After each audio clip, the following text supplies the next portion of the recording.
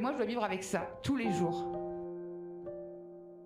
Je dois vivre avec le fait que je me suis fait matraquer, qu'aujourd'hui j'ai des cervicales en moins. On voudrait juste manger correctement. On bouffe plus, nous. CDI, on bouffe plus. À CDI, on n'a rien à la fin du mois. Ils pourraient au moins nous laisser manifester, quoi. Arrêtez plus de frapper, on était tous au sol. Assassin! On est bardés!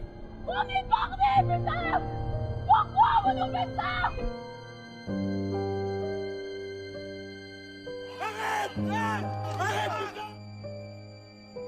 Arrêtez!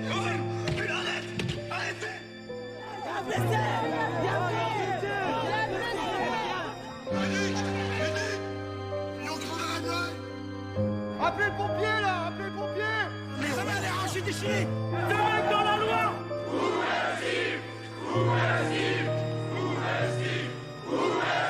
Face à face très tendu aujourd'hui à Paris sur les Champs-Élysées entre des Au moins milliers 14 personnes ont ainsi perdu l'usage de leur 17 œil. blessés graves, dont 69 touchés par des tirs de LBD 40. Violent day here in Paris. It seems to be over for On now. a entre 80 et 100 personnes qui ont été visées à l'arme. D'une balle de LBD 40, ce photographe At s'effondre. least 20 people were hurt and dozens arrested as the protests closed the Les Champs-Élysées. témoignages de blessés se Le multiplient. bilan s'élève même à plus de 80 blessés On graves. a été grièvement blessés à la tête par un flash. Mais elle mutile, elle blesse. Leur lot de blessés, 32 par LBD, grenades et matraques. Depuis des novembre, dizaines l'IGPN, la police des polices, a été saisie à 300 reprises pour des faits de violence policière, notamment liés au LBD, sans que pour l'instant la moindre condamnation n'ait été prononcée. Elle n'a pas seulement été estropiée, elle est morte. Elle s'appelait Zineb Redouane. Le corps de Steve Maya Canisso est bien celui retrouvé hier dans la Loire.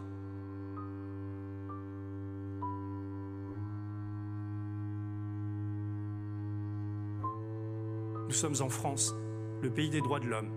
Ça ressemble à une vanne. Mépris, mensonge, violence, souffrance. Mépris, mensonge, violence, souffrance. Mépris, mensonge, violence, souffrance.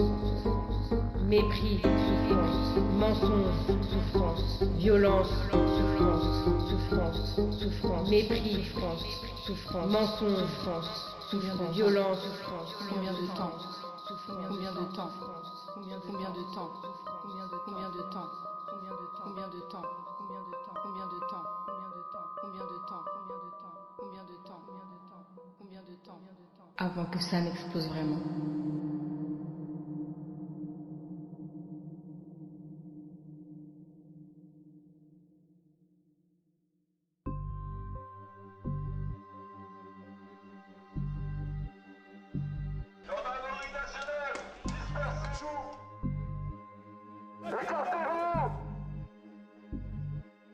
Ne parlez pas de répression ou de violence policière, ces mots sont inacceptables dans un état de droit. Obéissance à la loi! Dispersez-vous! Quand j'entends le mot violence policière, moi personnellement, je m'étouffe. Première sommation! Deuxième sommation! Dernière sommation! On va faire usage de la force! Obéissance à la loi, dispersez-vous!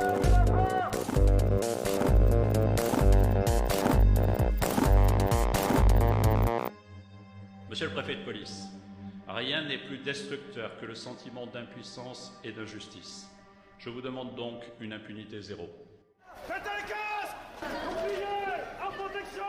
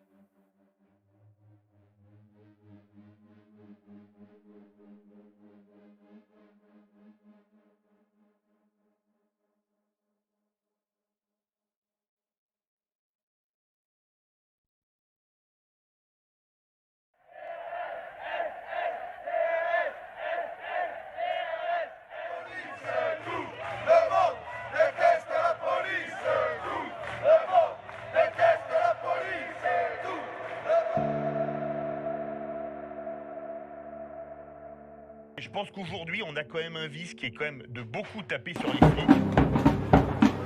Vous allez mettre votre vie en jeu pour des gens qui après vont vous jeter des pavés sur la tête. Les gens ont plus confiance en nous. Nous, on n'a pas confiance dans les gens. Le dialogue est rompu, et pour le regagner, ça va être compliqué. On a plus besoin de soutien dans le cadre des missions qui sont les nôtres que, une fois de plus, d'être stigmatisé. La France aime sa police et il serait temps qu'elle le montre. Il faudrait la rassurer, la police. Je vais pas dire l'aimer un peu plus, mais oui, la considérer. Mon cher ami policier, je ne demande que ça. Mais il va falloir que tu m'aides. Il va falloir que tu acceptes d'être filmé. Si on n'avait pas filmé les violences policières de Michel, Michel sera en prison. On n'aurait jamais su. S'il n'y avait pas ces images, peut-être qu'on serait encore dans le déni et dans le mensonge. Ce qu'on sait de cette histoire, on ne la sait que par les images. Il va falloir que tu acceptes d'être contrôlé de manière indépendante. Nous n'avons à aucun moment eu de velléité de couvrir quoi que ce soit.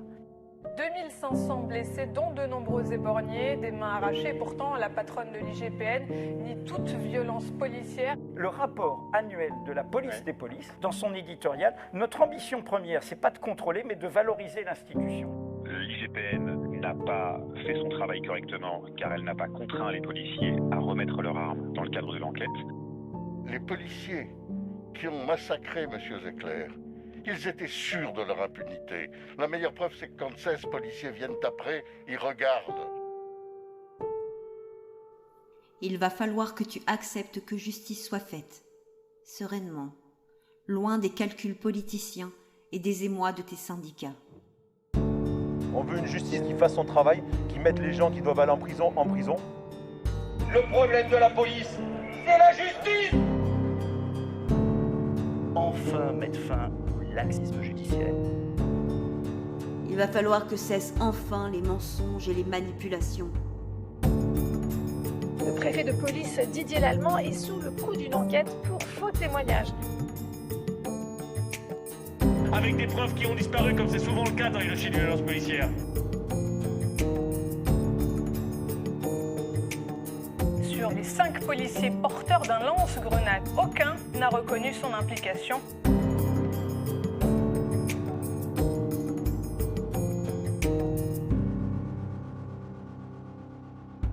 Le nombre de dossiers que nous voyons, avec des procès-verbaux qui ne reflètent pas la réalité de ce qui s'est passé, est extrêmement élevé.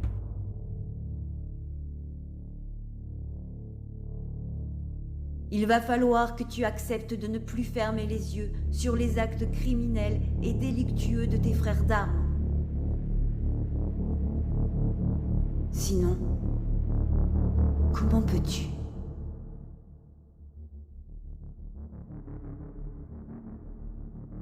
Comment peux-tu faire respecter la loi si tu la bafoues si souvent ? Des policiers soupçonnés d'avoir menti. Elle a essayé de casser le téléphone de Cédric pour effacer les preuves qu'il pouvait y avoir dessus. Ils ont tous essayé de camoufler un meurtre. Les policiers avaient fabriqué en fait des faux coupables, avaient rédigé des faux procès-verbaux. Comment peux-tu lutter contre les discriminations si tu les pratiques au quotidien ? Bougnoul, négro, bico, dit régulièrement, ouvertement, entre collègues, dans l'enceinte du commissariat. Dans le hall de la gare du Nord, les personnes de couleur ne représentaient que 29% des usagers. En revanche, ils étaient beaucoup plus contrôlés, 82% des contrôles. Donc là, d'accord, ça ne doit pas se dire, etc. Ça reste encore à peu près convenable. Comment peux-tu protéger les faibles si tu es au service des forts ? Ces armes ne sont pas des armes de défense, ce sont des armes qui mutilent et qui blessent. En réalité, ce n'est plus du maintien de l'ordre, c'est de la répression. Ce système de maintien de l'ordre, cette pratique du maintien de l'ordre, c'est un choix politique du gouvernement. Maintenir l'ordre, c'est protéger les institutions. Comment peux-tu protéger une population sans la moindre empathie pour elle? J'ai déjà vu des gamins de 8 ans se faire palper, contrôler, mépriser, insulter. Ici, on est dans un état de droit, c'est la République française. On contrôle le police, on se tait et on obéit. Point barre. Il se penche et récupère. J'ai très cru, mais c'est bien fait pour sa gueule. Tourne-toi, mets les menottes. Tourne-toi, rentre terre, rentre terre. C'est retendu, hein. Bien joué. Ouais. Montez, bâtard. Cassez-vous maintenant.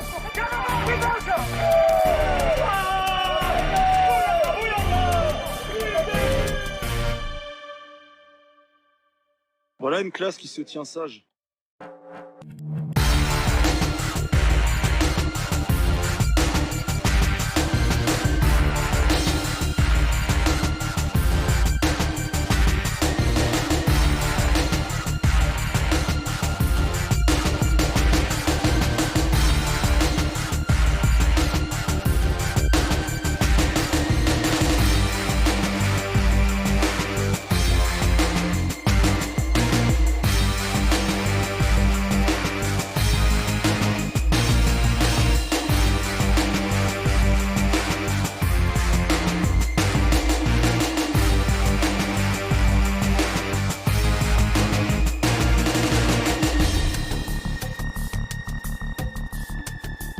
Il faut dire que tu n'es pas aidé.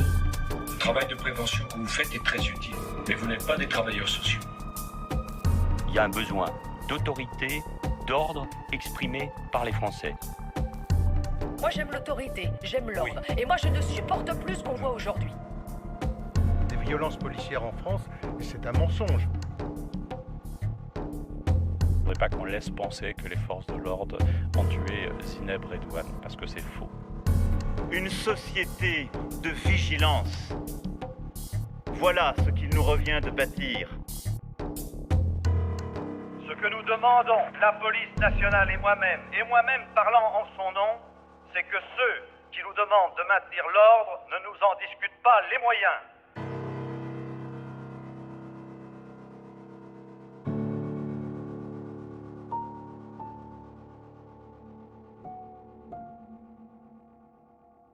Il serait temps que tu comprennes que ces calculs politiciens, ces manipulations syndicales n'ont pour unique but de les servir et de t'éloigner de ceux que tu es censé protéger. Cette population à laquelle tu as oublié que tu appartenais. Voilà une classe qui se tient sage.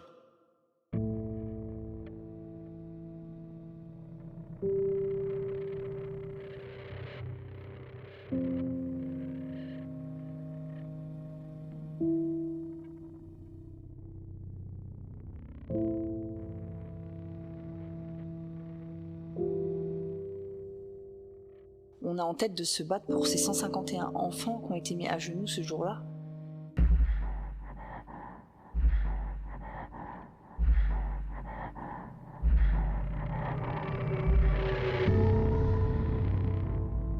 Les policiers ont fait leur boulot, hein, ça c'est sûr, mais ça s'est très bien passé. Hein. Moi, je n'ai pas choqué du tout. Je suis endettée personnellement à hauteur de 5 millions d'euros. C'est pour cela que je lance ce matin un appel national aux dons. Les policiers ont parfaitement à tous ceux qui m'ont apporté leur suffrage, mais aussi à tous ceux qui ont préféré hier le vote utile. Et enfin, à tous les Français qui sont attachés au pluralisme politique et à la liberté. Le maintien de l'ordre, la police, se tenir tranquille. De votre aide, voilà, ça d'urgence. leur fait un souvenir.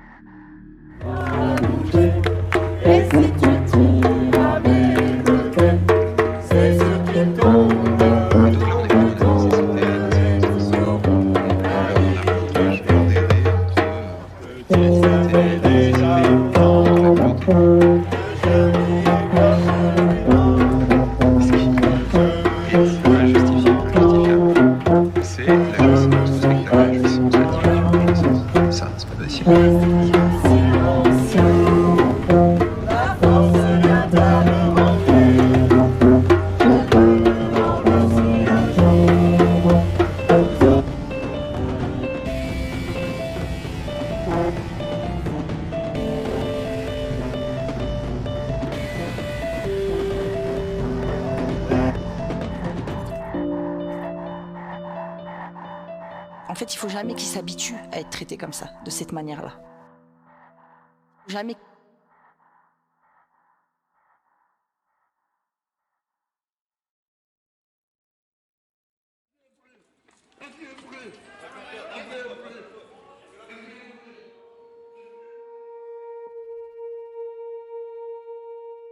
Le père de famille a crié 7 fois « J'étouffe » avant de perdre connaissance le 3 janvier 2020.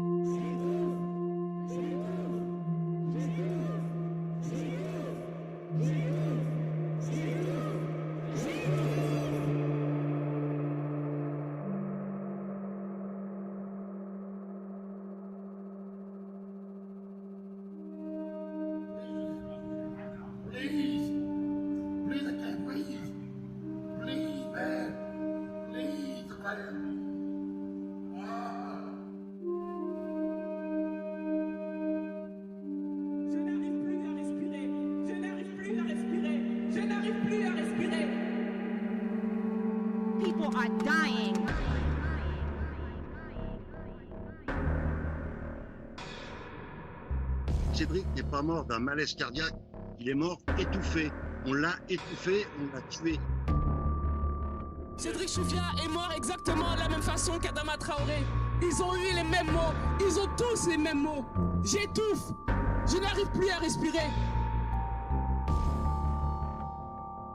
We cannot look at this as an isolated incident. The reason why buildings are burning are not just for our brother George Floyd. They're burning down because people here are saying enough is enough.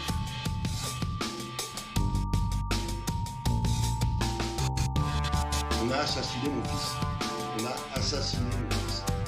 C'est pas un voyou, c'est pas un dealer qui a agressé mon fils, c'est la police. La police nationale. Our people are being murdered. Mon frère a été tué ce 19 juillet, le jour de ses 24 ans. Et les gendarmes aujourd'hui ne sont pas mis en examen. Les gendarmes ont été mutés, les gendarmes ont été promus. C'est comme ça que ça se passe en France. Enough is enough. And there's an easy way to stop it. Arrest the cops. Charge the cops. Il n'y a personne qui est mort avec une clé d'étranglement en France, d'accord ? Amis du café, amis des quartiers, amis des luttes LGBT, de l'antiracisme. Vous entendez ? J'ai lu un tweet ce matin disant que le café était très bon pour la mémoire. C'est une bonne chose, c'est une bonne chose. Oh là là, on a un raid signalé, merde, on a un raid. Ah, génial, super. Il va falloir que j'explique à Nadera de quoi il s'agit. Elle est là. Bonjour à vous tous. Bonjour à vous tous.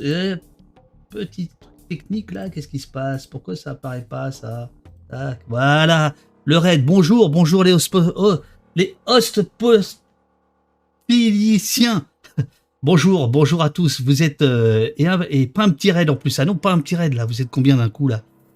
J'ai pas vu 900 personnes d'un coup. Oh là là, ça fait un gros meeting pour Nadera, qui déjà, je pense, est un petit peu fébrile au début de cette émission. Elle est là. Bonjour à tous. Si vous ne savez pas, vous avez déboulé, vous êtes au poste. Au poste, c'est du lundi au jeudi à 9h sur Twitch. On discute de punk rock, de liberté individuelle, de liberté publique, de littérature, de police, de justice et de politique. Voilà, c'est la gauche qui débarque, c'est toute la gauche de Twitch qui débarque. Alors je ne vais pas faire attendre Nadera qui est là. Hop. Bonjour, comment ça va? Bonjour David, ça va très bien, merci pour l'invitation. Bonjour, vous êtes Nadera, alors comment on prononce? Belletrèche? Belletrèche. Nadera Belletrèche. Il faudrait parler un petit peu plus fort. Ah, pardon. Ah non, c'est bon. Nadera, là c'est bon? Là c'est bon, ouais, là c'est bon. Là super. Ça se prononce Nadera Belletrèche. Bon, super, Voilà. super. Bienvenue. Vous êtes candidate. Allez-y, faites votre puisque là, vous êtes en campagne, donc vous êtes rodée. D'accord. Oui, alors je suis Donc là, nous recevons une future députée, hein, c'est bien ça. Hein. On espère. Donc on aura plein d'informations dans quelques jours qui viendront de vos collaborateurs. Très bien, je vous écoute, Nadera. On espère, on fait tout pour. Alors oui, donc je m'appelle Nadera Belletrèche et je suis candidate aux législatives Europe Écologie Les Verts, candidate d'ouverture, investie par la NUPES dans la 9e circonscription de l'Essonne. Absolument. Au quotidien, écrivez-vous, vous travaillez dans une collectivité francilienne pour réduire la pollution de l'air. Je développe les transports en commun et le vélo pour réduire la dépendance à l'automobile. Tout à fait. Je travaille au quotidien dans l'environnement, donc pour lutter contre la pollution atmosphérique. Et ça passe notamment par travailler sur moins de dépendance à l'automobile et par développer d'autres modes, évidemment les transports en commun, mais aussi le vélo, la marche. On travaille aussi sur le transport de marchandises pour essayer d'avoir moins de camions dans les villes et plus de modes doux, de mobilité électrique, etc. Je vous crois, mais je crois surtout que vous êtes suractive. Ah, vous n'êtes pas du tout dans la décroissance, parce que, alors, je me gourre pas, vous êtes né en 82, c'est bien ça? Exactement. Parce que j'ai lu parce que c'est difficile d'avoir les infos sur vous, hein. C'est un peu, c'est un peu compliqué d'avoir des infos sur vous. Alors donc, j'ai su qu'en 2005, on va voir pourquoi. Vous aviez 23 ans, donc j'ai calculé, donc ça veut dire que vous êtes né en 1982. Vous êtes l'autrice de Toxicité, pour en finir avec les ghettos. Vous avez monté un nombre incalculable d'associations avec des noms parfois extraordinaires, comme par exemple Racaille, attendez, c'est quoi? Le collectif Racaille de France, hein, créé en 2005, voilà. Et vous êtes là aujourd'hui parce que on va parler évidemment de votre campagne dans l'Essonne, mais en fait, vous avez plusieurs axes. En fait, en gros, si j'ai bien compris, 3 axes qui nous intéressent grandement: l'antiracisme, les quartiers populaires et les luttes LGBT. Je pourrais même en ajouter un 4e qui sont les luttes contre les violences sexistes et sexuelles et les droits des femmes en général. Mais tout est lié. Tout est lié. Voilà. Et alors justement, c'est comment vous liez les choses qui m'intriguent beaucoup, qui m'intéressent beaucoup. Et alors donc figurez-vous que nous sommes victimes d'un raid amical. Alors ne vous inquiétez pas. Host politique, le vaillant host politique, l'homme de main, la cheville ouvrière de Usul. Il a une émission Twitch tous les matins, une magnifique revue de presse, la meilleure alternative à tout ce que vous pouvez entendre un peu partout. Et à la fin, vers 9h, il dit aux gens qui le suivent, bah tiens, si on allait chez tel ou tel, écouter ce qui se passe. C'est ça un raid, et donc c'est de la générosité pure. Et donc là, tout d'un coup, vous avez ça le comble. Faites gaffe quand même à ce que vous allez raconter. Alors, j'aimerais, si vous êtes d'accord, montrer en fait 2 minutes. Nous sommes le 7 mai à la convention NUPES. Est-ce que vous pouvez nous raconter ce que je vais montrer? Et je vais le montrer parce que c'est là où je vous ai découverte. Et j'ai été extrêmement touché, notamment par la fin du discours qu'on va entendre. Mais d'abord, racontez-nous là. Il est, je sais plus quelle heure il est à ce moment-là. C'est le milieu de l'après-midi, je crois. Et on vous demande de prendre la parole. Qu'est-ce qui se passe? Oui, alors c'est à la convention d'investiture des candidates et des candidats de la NUPES. Et effectivement, on me propose de prendre la parole. Donc en fait, chaque parti de la NUPES avait la possibilité de prendre la parole sur, je crois, 3 thèmes: l'urgence sociale, l'urgence climatique, et puis je ne sais plus laquelle. Moi, je parle d'urgence sociale et donc je saisis l'occasion évidemment de parler des quartiers populaires, parce que si je suis élue, je ne veux plus que cette question figure au dernier rang des priorités. Et donc je parle des quartiers populaires et c'est vrai que je parle de vie et de mort dans les quartiers populaires. On écoute. On écoute. Il faut simplement que je retrouve mon Firefox. Voilà, vous arrivez. On va voir votre fébrilité qui ajoute à l'instant. Ça dure 2 minutes parce que, vous m'avez dit là hors antenne, en fait, il vous avait dit, faut pas que ça dépasse 2 minutes, c'est ça? Exactement. On nous avait dit qu'on nous couperait les micros. Donc j'ai essayé d'être rigoureuse et je crois que j'ai fait 2 minutes et quelques secondes. Ouais, 2 minutes 33, mais je crois que c'était pour les réseaux sociaux, non? Oh, je sais pas, mais je sais pas. Non, je pense que j'ai vraiment fait 2 minutes 33, mais j'étais plutôt une bonne élève quand même. Hein. On écoute et voilà. Alors, bonsoir à toutes et à tous. Moi, je voudrais vous parler de l'urgence sociale dans les quartiers populaires. L'urgence sociale dans les quartiers populaires, c'est une urgence vitale. On l'a vu pendant le Covid, avec une mortalité 2 fois plus élevée pour les personnes nées à l'étranger, dont les plus précaires vivent souvent dans les quartiers populaires et ont été les premiers de corvée. Oui, les habitants des quartiers populaires vivent en moins bonne santé et moins longtemps. Quelques chiffres. En Seine-Saint-Denis, on a 2 fois moins de chances de survivre à un arrêt cardiaque que dans les Hauts-de-Seine. Une étude de l'INED, parue en 2019, a révélé une surmortalité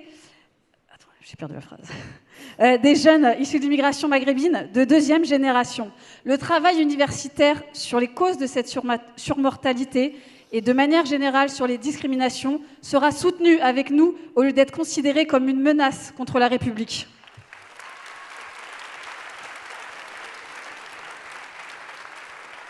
Dans les quartiers populaires, on cumule les difficultés. Logement exigu, insalubre, coût élevé d'une alimentation saine, métiers pénibles, manque d'accès aux soins. L'urgence sociale dans les quartiers populaires, c'est aussi une urgence écologique, car la dépendance à l'automobile y est souvent plus grande et qu'un certain nombre de quartiers sont à proximité d'axes routiers polluants. C'est une urgence pour l'accès à l'emploi, alors que dans certains quartiers, le chômage y est 3 fois supérieur à la moyenne nationale. C'est une urgence contre les violences.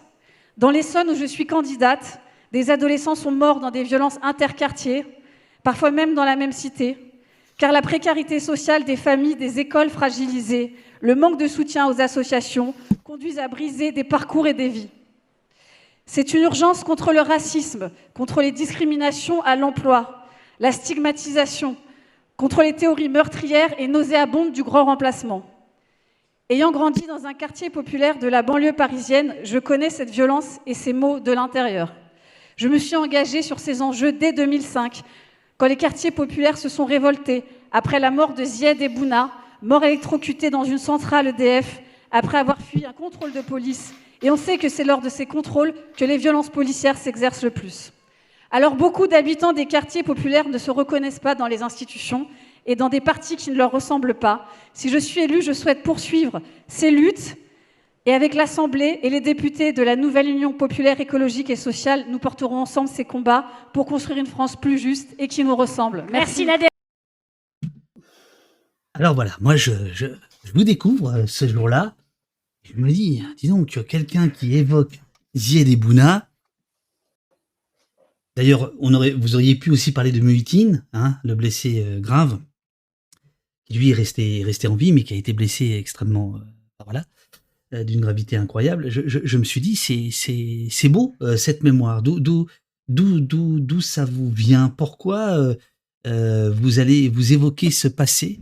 Voilà, il y a par exemple dans le chat Yuri Kuller qui dit bravo et merci, j'en ai les larmes aux yeux.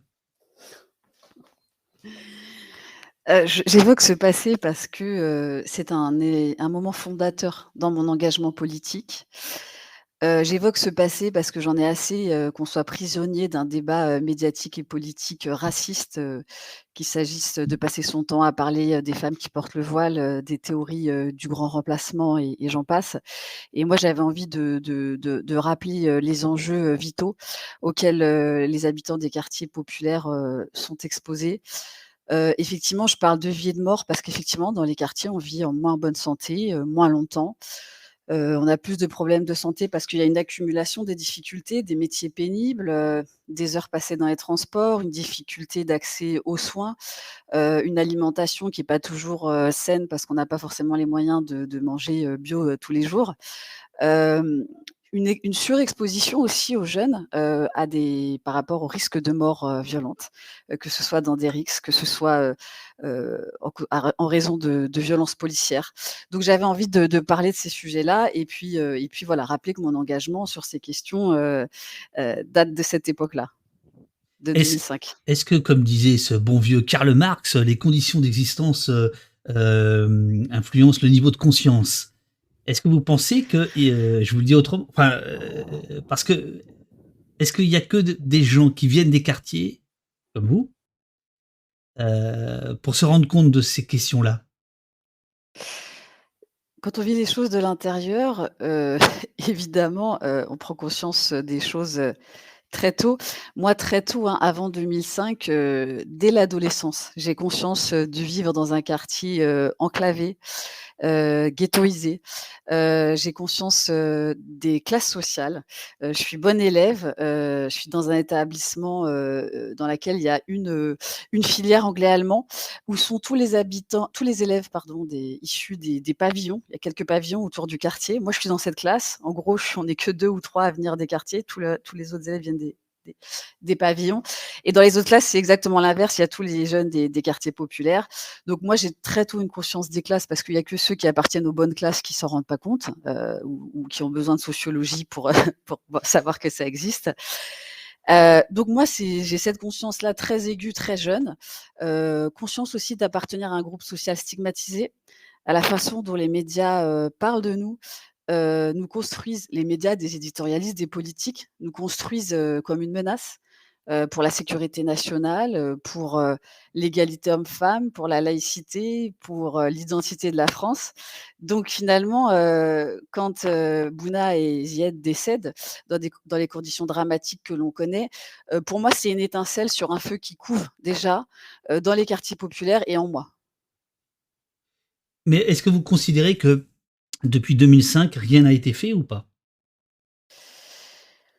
Structurellement, les choses sont les mêmes. On a, ce que les Américains appellent redorer le ghetto, c'est-à-dire qu'il y a des programmes de rénovation qui améliorent, c'est vrai, les conditions matérielles, enfin extérieures, d'existence. Voilà, on repeint les murs, il y a des gros programmes de réhabilitation qui, en plus, des fois se font sans la concertation des habitants.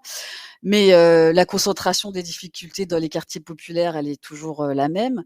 La sélection sociale à l'école, elle est parfois pire même. Les violences policières, les discriminations, l'antiracisme, on n'a pas avancé sur ces questions. Et en tout cas, dès qu'on essaye, on a en face de nous, notamment ces 5 dernières années, un gouvernement qui va méthodiquement essayer de détruire tous les outils qu'on met en place, que ce soit les réunions en non-mixité, que ce soit la recherche intersectionnelle, qui va dissoudre des associations antiracistes. Donc il y a encore énormément de travail. Mais est-ce que la gauche est la meilleure réponse? Alors la gauche n'est pas exempte du racisme. La gauche a été au pouvoir, elle a été dans les collectivités territoriales, elle a été au gouvernement. Toute la gauche n'a pas fait ce travail de déconstruction, effectivement, du racisme, de l'islamophobie. Et moi, c'est pour ça que je plaide aussi pour que, des personnes des quartiers populaires investissent, les lieux de pouvoir à tous les niveaux. Je pense que la lutte, elle est dans la rue, elle est dans les manifestations, elle est dans les associations. Moi, j'ai un peu tout fait, mais elle est aussi dans ces lieux de pouvoir, pour imposer ses priorités à l'agenda. Et vous allez arrêter de parler comme une professionnelle de la politique, là. On dit, oh, allons-y tranquillement. Bon, alors, puisqu'on parle de ça, on est quand même obligé de l'évoquer. Et après, on reviendra sur vos visions des quartiers, ce qu'on peut faire, etc. Il y a, vous le savez, il y a une colère de moins en moins sourde et de plus en plus éclatante d'une partie des militants des quartiers qui considèrent que la NUPES, la NUPS, comment vous dites-vous? Moi, je dis NUPES pour pas oublier le social, mais ouais, voilà. NUPES, NUPS, bon, très c'est bien. bizarre, ouais, OK. Là, je prends par exemple un papier du Monde d'hier, élections législatives, s'estimant peu représentés parmi les candidats, des militants des quartiers populaires déçus par la NUPES. Alors, évidemment, vous êtes le contre-exemple, vous êtes un des contre-exemples, vous venez des quartiers, vous les représentez. Si j'ai bien compris, au premier tour de l'élection présidentielle, la circo où vous êtes a voté à 40% Père Jean-Luc Mélenchon. Un peu moins, je crois. Un peu moins? Oui. Combien? 30 et quelques, j'ai plus en tête, ça dépend des villes, j'ai les chiffres par Ah, c'est ville, bien, mais c'est bien. Vous on êtes est pas en encore tête de 4 points en tout cas. On est en vous tête êtes pas encore tout les à fait partis de gauche. professionnel. Si vous connaissez pas Non. par cœur la carte électorale de votre circo, c'est que Non, mais c'est qu'il y a de on est arrivé l'espoir. 4 points, enfin, en additionnant, même si ça fonctionne pas par additionnement, les votes à gauche, et ben, on est 4 points devant, la droite, ouais. Dans le circo. D'accord. Donc bon, voilà, il y a une possibilité que vous l'emportiez. Donc vous êtes un peu le contre-exemple. Et évidemment, vous ne portez pas à vous la responsabilité de toute la NUPES. Mais qu'est-ce que vous répondez à vos camarades de jeu qui disent bon vous nous avez demandé de voter pour vous au présidentiel et puis aux législatives vous nous avez mis un peu de côté. Moi, je réponds que je suis entièrement solidaire, que c'est pas parce que je suis une exception que je vais être un alibi. J'ai toujours refusé de Ouais, l'être. bien sûr. Pour moi, ça n'a pas été facile d'être candidate. J'ai été à l'origine avec d'autres, d'une tribune qui a été publiée dans Mediapart où on appelait au renouvellement, urgent, de l'Assemblée nationale et à l'investissement, sur des circonscriptions gagnables, de personnes, qu'on voit peu dans les lieux de pouvoir. Donc je pense aux jeunes, aux précaires, aux personnes LGBT, racisées, aux personnes handicapées. Et puis, voilà, on a fait quand même collectivement, passer le message qu'avec, le taux, aujourd'hui le score du Rassemblement national, si les partis de gauche, je dis bien tous les partis de gauche, n'étaient pas en capacité, d'investir réellement des militants antiracistes, ce serait un point de non-retour pour beaucoup d'entre nous. Donc, je comprends la déception et évidemment je soutiens leur démarche. Moi, je fais beaucoup campagne dans les quartiers populaires parce qu'on a un enjeu, important, enfin, notamment de Dravel, d'Épinay-sous-Sénart, de Ris-Orangis, de mobilisation dans ces territoires et je peux vous dire qu'on a soulevé un grand espoir, dans les quartiers populaires et que notre responsabilité, elle est immense pour pas le décevoir. Alors, dans cet article, hein, il est notamment question donc de ces militants qui ont monté un collectif qui s'appelle On s'en mêle, un réseau national d'acteurs de quartiers populaires, dans lequel en gros il y a deux reproches. Hein. C'est d'un côté l'invisibilisation de certains d'entre eux, et de l'autre, alors explique-t-il, hein, les seules candidatures issues des quartiers maintenues sont dans des circonscriptions jugées ingagnables. Hein. Sous-entendu, bon c'est un lot de consolation plus qu'autre chose. Bah, c'est ce que moi j'appelle la figuration, c'est-à-dire que c'est comme quand vous mettez une parité de façade, mais que vous mettez des femmes, sur des circonscriptions qui ne sont pas gagnables. La réalité, on va la savoir, au résultat. On verra bien la photo, des groupes, parlementaires, et on verra bien, parce qu'évidemment quand on investit, des candidates et des candidats, on a une idée effectivement de la gagnabilité des circos, même si c'est pas, totalement scientifique et heureusement d'ailleurs, mais on a une idée et c'est vrai que moi j'avais senti et d'autres que, devant, avec l'union qui est une très bonne chose, hein, que je soutiens totalement, on a senti que bon, un certain nombre de partis allaient devoir, réduire la voilure, donc et que, prioritairement ce sont les candidats, enfin plutôt les cadres des partis qui allaient être maintenus sur des circos gagnables. Or structurellement, et ça c'est vrai dans tous les partis de gauche, les cadres sont plutôt, des classes sociales dominantes, c'est-à-dire, des hommes, blancs, bourgeois, hétérosexuels. Donc nous on a senti ce Vous parlez de moi là? je veux dire. Entre autres. Salut. Mais donc voilà, et on l'a senti venir et c'est malheureusement ce qui s'est produit en partie, bon, même malgré quelques figures. Est-ce que je vais bientôt remonter des remarques du chat et des questions qui sont très intéressantes, mais bon, hier encore, vous faisiez du porte-à-porte. Est-ce que cette question-là, vous nous avez fait un sale coup, de temps en temps, elle apparaît? Alors, très honnêtement, pardon, dans les quartiers où je suis, moi, dans l'Essonne, pas du tout. Pas du tout. Je pense que c'est peut-être plus vrai, je sais pas, puisque j'y suis pas. En Seine-Saint-Denis où, je crois que beaucoup d'autrices et d'auteurs de cette tribune sont issus, mais moi, je l'entends pas. Non, j'entends pas ça. Alors, il y a par exemple Ouais. Oui, allez-y. Non, j'entends beaucoup de désespoir, par contre, de gens qui ne croient plus du tout, en la politique, qui nous parle du bilan de la gauche. Voilà. Mais il y a un espoir. Moi, je vois quand même un espoir qui est soulevé par l'union, par la candidature de Jean-Luc Mélenchon. Les gens ont l'impression qu'enfin on parle d'eux, qui sont un peu défendus, et notamment, mais pas seulement, contre le racisme et l'islamophobie. Je vois beaucoup de gens en parlent, et notamment une communauté d'origine maghrébine et musulmane qui est vraiment en souffrance sur ces questions. Voilà. C'est-à-dire, ça se traduit comment? C'est quoi les mots? C'est quoi ce qui vous C'est des réactions parfois, ça c'était il y a 48 heures, on tracte, des fois, vous savez, il y a trop de monde et on oublie de donner un tract à une femme qui porte le voile et il y a et cette femme se retourne en disant: «Ah, vous ne tractez que pour les femmes qui n'ont pas le voile», ce qui est absolument faux.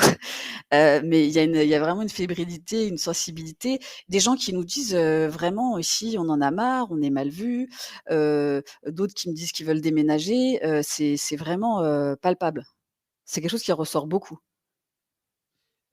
Tesla Ghost nous dit dans le chat, il n'y a pas que les gens des quartiers. Moi aussi, ça me saoule l'alliance avec les sociotraites. Mais bon, c'est la stratégie pour éviter de disperser les voix. Mais je comprends la déception, je la partage. Vous n'êtes pas obligé de répondre, mais si ça vous inspire, n'hésitez pas à répondre. Et par ailleurs, il y a Vincent qui a des doutes sur les quartiers populaires dans la 9e circonscription de l'Essonne. C'est-à-dire, c'est quels sont ces Il pense qu'il y a... par contre, j'ai une question. Il n'y a pas beaucoup de quartiers populaires dans cette 9e circonscription. Comment ça se passe, la campagne, là-bas? Si, il y a énormément de quartiers populaires à Draveil, dans les Bergeries, à Mazières, à Épinay-sous-Sénart, à Ris-Orangis. On a beaucoup de problèmes qu'on retrouve dans tous les quartiers populaires, d'inégalité d'accès aux soins, aux transports, des violences policières, des rixes. C'est en Essonne qu'un quart des rixes ont eu lieu, enfin un quart des rixes en France ont eu lieu. Donc il y a beaucoup de quartiers populaires et on y passe beaucoup de temps puisque c'est effectivement dans ces quartiers que notamment Jean-Luc Mélenchon a fait les scores les plus importants. Et c'est aussi là qu'on craint, et puis aussi chez les jeunes de 18-30 ans plutôt, une abstention parce que c'est ce qu'on observe d'habitude, un décrochage important entre la présidentielle et les législatives avec une abstention qui se fait souvent au détriment de la gauche. Donc non seulement il y en a beaucoup et en plus on y passe une très grande partie de notre campagne. Alors il y a Guruknak. Oui, allez-y. Non, j'allais dire par contre c'est un territoire qui est très disparate socialement. Il y a des villes effectivement très pavillonnaires, des périrurales. On a des problématiques aussi de protection des terres agricoles qui sont bétonisées parce qu'il y a aussi des impératifs de logement. On a des sites Céveso, c'est des sites qui sont classés dangereux sur la circonscription. Parce qu'il y a des matériaux explosifs qui pourraient, comme ça s'est passé à Rouen à l'usine, avec l'usine Lubrizol, exploser. Donc on a des problématiques très sociales, mais on a aussi beaucoup de problématiques environnementales dans le territoire. Et ça, par exemple, les questions environnementales, les gens des quartiers populaires qui cumulent déjà les problèmes sociaux, les problèmes économiques, les problèmes de logement, les problèmes d'éducation, les problèmes de sécurité, ils sont à l'écoute dans vos porte-à-porte sur la question environnementale ou pas? Sur les questions très concrètes, oui, sur la question de l'alimentation saine, sur la question de la pollution de l'air.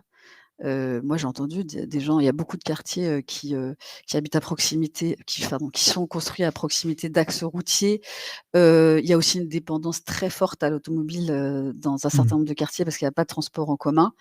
Donc ces enjeux-là, ils en ont bien conscience. C'est pas ce dont ils parlent en priorité. On est plus sur des problématiques sociales. Effectivement, le pouvoir d'achat, l'accès au transport en commun. Mais oui, il y a une réception, mais clairement, c'est pas non plus ce qui vient en premier. Après, les concepts de sobriété, vous savez, dans les quartiers populaires où on fait déjà attention à la consommation de l'eau, l'électricité, c'est pas non plus la meilleure manière d'entrer en matière sur ce sujet. Oui, bien sûr. Tout va bien? Vous allez bien ou pas? Non? Très bien. Je regarde les questions défiler. Je sais pas si je vais répondre à toutes, mais il y en a vraiment beaucoup. Ah bah ouais, non mais je vous dis là, Alors, à mon avis, en plus, vous avez un peu battu le rappel parce qu'il y a des gens qui sont dans le chat que je connais pas, qui posent des questions très positives envers vous. Voilà, donc c'est très bien. Je pense que vous avez une équipe de campagne qui est à fond là dans la pièce Non, d'à je pense côté. que ce sont des vrais gens. Super. En fait, les gens de votre équipe, c'est J'espère. pas des vrais gens? Non, mais bon, des gens qui viennent sans intérêt pour la campagne. Non, bien sûr. Guruknak nous dit c'est quoi les mots? Un exemple en porte-à-porte. Alors justement, voilà. 2 jeunes me répondent. On passe la journée à se faire insulter de sales arabes. Pourquoi on voterait pour ce pays? J'ai pas compris. Qui est-ce qui dit ça? C'est quelqu'un qui a priori fait du porte-à-porte et qui Ah. disent que 2 jeunes lui ont répondu. On passe la journée à se faire insulter de sales arabes. Pourquoi on voterait pour ce pays? Donc, Moi, justement, je pense que la stigmatisation hyper violente, bon, qu'on connaît depuis très longtemps, mais qui, forcément s'accentue, pendant les périodes électorales et particulièrement pendant celle-ci, a au contraire entraîné un sursaut dans les quartiers populaires. Moi, je pense que, finalement, Éric Zemmour et d'autres ont contribué à créer, ce sursaut et cette réaction un peu de survie, des quartiers, d'un certain nombre d'habitants des quartiers, de se dire: «Mais on peut plus, continuer comme ça va trop loin». Donc je crois qu'au contraire, c'est mobilisateur. alors, bon, je vous écoute avec grand plaisir, mais j'ai peur d'être un petit peu moins sûr que vous par rapport à ça. C'est-à-dire que ce désenchantement, les NTM le chantaient déjà à la fin des années 80, au début des années 90. En 2005, il a éclaté au grand jour. Le monde entier a vu pendant 3 semaines ce que les renseignements généraux eux-mêmes avaient appelé le soulèvement populaire des quartiers, hein, donc avaient parlé de quelque chose de politique. Ce désenchantement, il est là depuis à peu près la fin des années 80, 70, pardon. Non? Vous pensez vraiment qu'il est grandissant là maintenant? Le désenchantement, je pense que la campagne a été particulièrement violente. Je pense que, les théories du grand remplacement, Oui, bien sûr. l'obsession à parler du corps des femmes, notamment des femmes, musulmanes, qui portent, le voile, on a atteint quand même des sommets et on le voit dans le score de Mmh. l'extrême droite.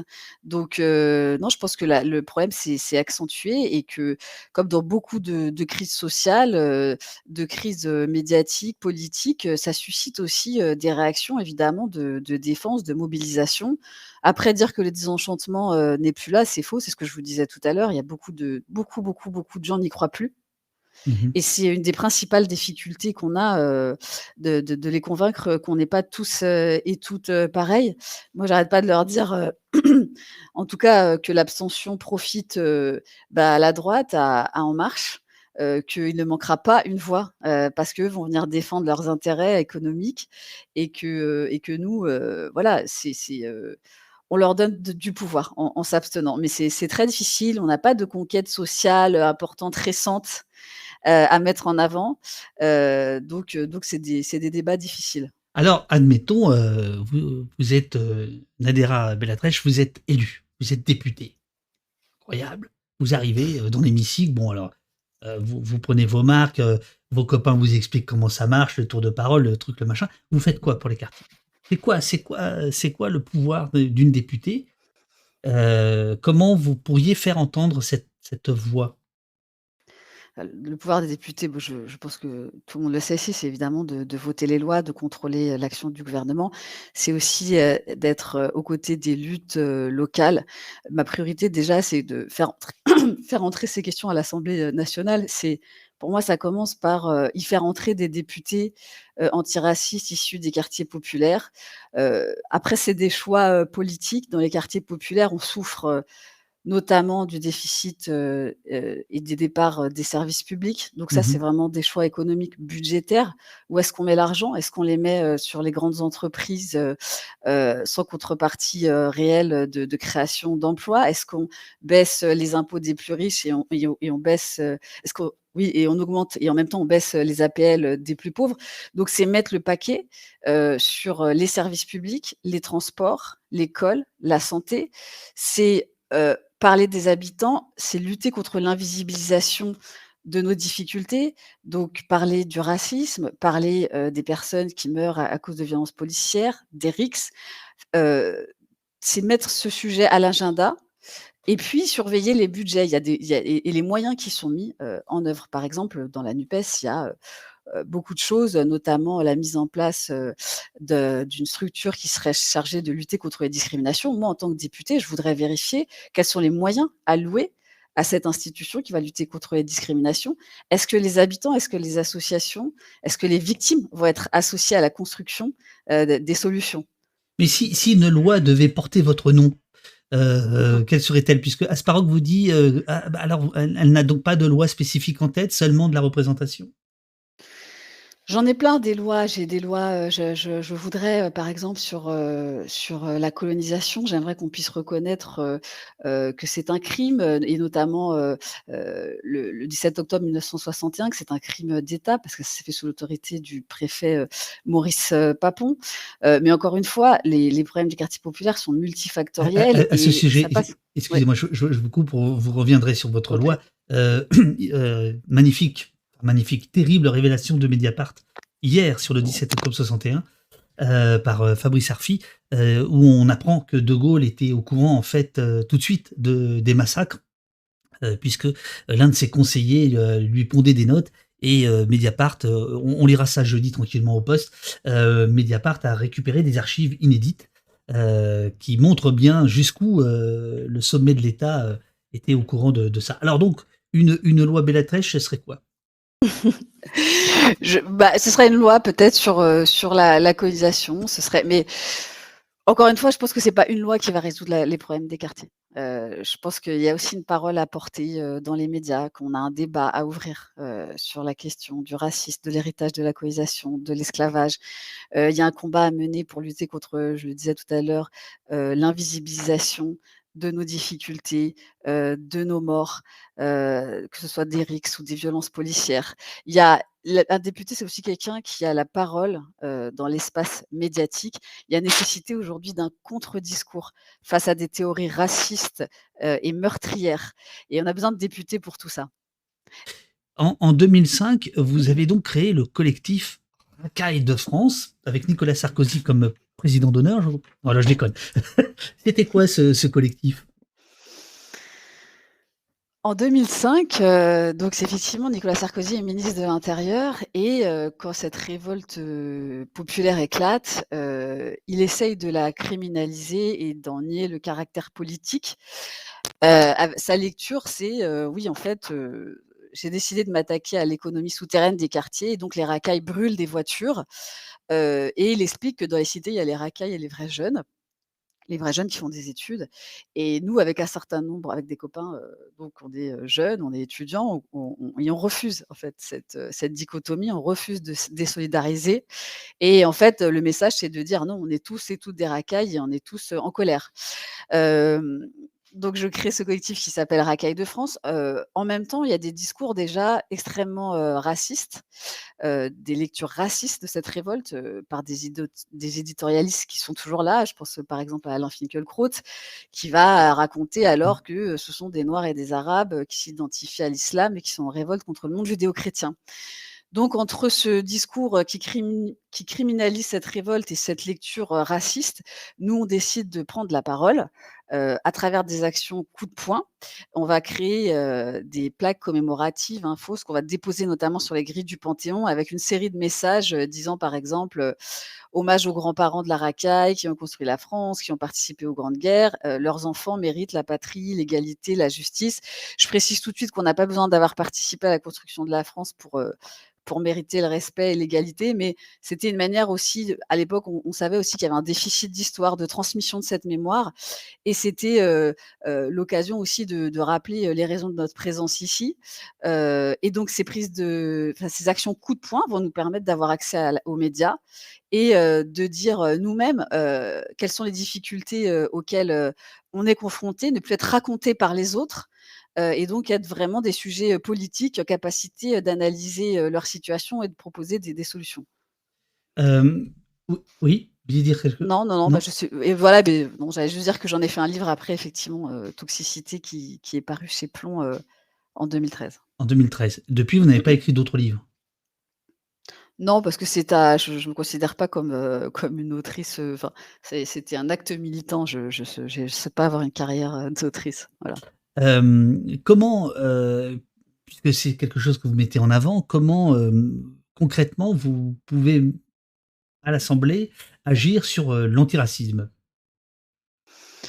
Puisque Je vous auriez pense en face que de vous, par exemple, peut-être un groupe, Rassemblement national, peut-être un ou 2 députés Reconquête. Comment on fait là? Bah, je pense qu'il y a un contre-discours à produire, il y a un débat à avoir qui n'a pas eu lieu sur, l'antiracisme, sur, les représentations qui sont issues de notre histoire, qui a été façonnée par l'esclavage et la colonisation. Donc moi, je souhaiterais pouvoir ouvrir ce débat. Quel est l'héritage de cette histoire sur, les visions, stéréotypées racistes, qui sont encore à l'œuvre aujourd'hui? Je pense aussi qu'il faut avoir une réflexion, qu'il faut donner des moyens à la recherche au lieu de faire une chasse, à l'islamo-gauchisme, au wokisme, aux recherches intersectionnelles. Il faut des moyens pour l'université et il faut aussi pour se mettre en mesure de mesurer le racisme. Alors, je ne vais pas réouvrir ici le débat sur les statistiques ethniques, il y a plein de façons de faire, mais on a besoin, de démontrer cette réalité, de la chiffrer, de la documenter et de mettre en place des politiques publiques. Chum Chuchumuchu Chuchumuchu nous dit: «Si le racisme est aujourd'hui exacerbé par les capitalistes, pour qu'on oublie la lutte des classes, peut-on attendre d'un parti qui n'a pas de revendications anticapitalistes de mener une lutte antiraciste?» Il est 9h30, vous avez 2 heures. Mais la lutte anticapitaliste, on la porte. C'est pas, moi évidemment, j'ai une approche intersectionnelle, parce que je considère que ce n'est pas un gros mot, qui effectivement, s'entremêle dans les discriminations, du racisme, donc vraiment lié à la race comme pas comme réalité biologique, mais comme construction sociale, mais aussi l'appartenance, aux classes sociales, le genre, l'orientation sexuelle et évidemment, le capitalisme et le racisme, sont liés, ils ont été construits, ensemble par l'exploitation, notamment des personnes, racisées. Donc pour moi, c'est indissociable. Et qu'est-ce que vous pourriez répondre aux gens qui, de bonne foi, disent: «Bon, tout ça, c'est intéressant, mais ça m'importe pas, en fait, ça n'est pas au centre de mes préoccupations. Je ne suis pas victime de ça», et finalement qui se désintéresseraient de ces questions-là?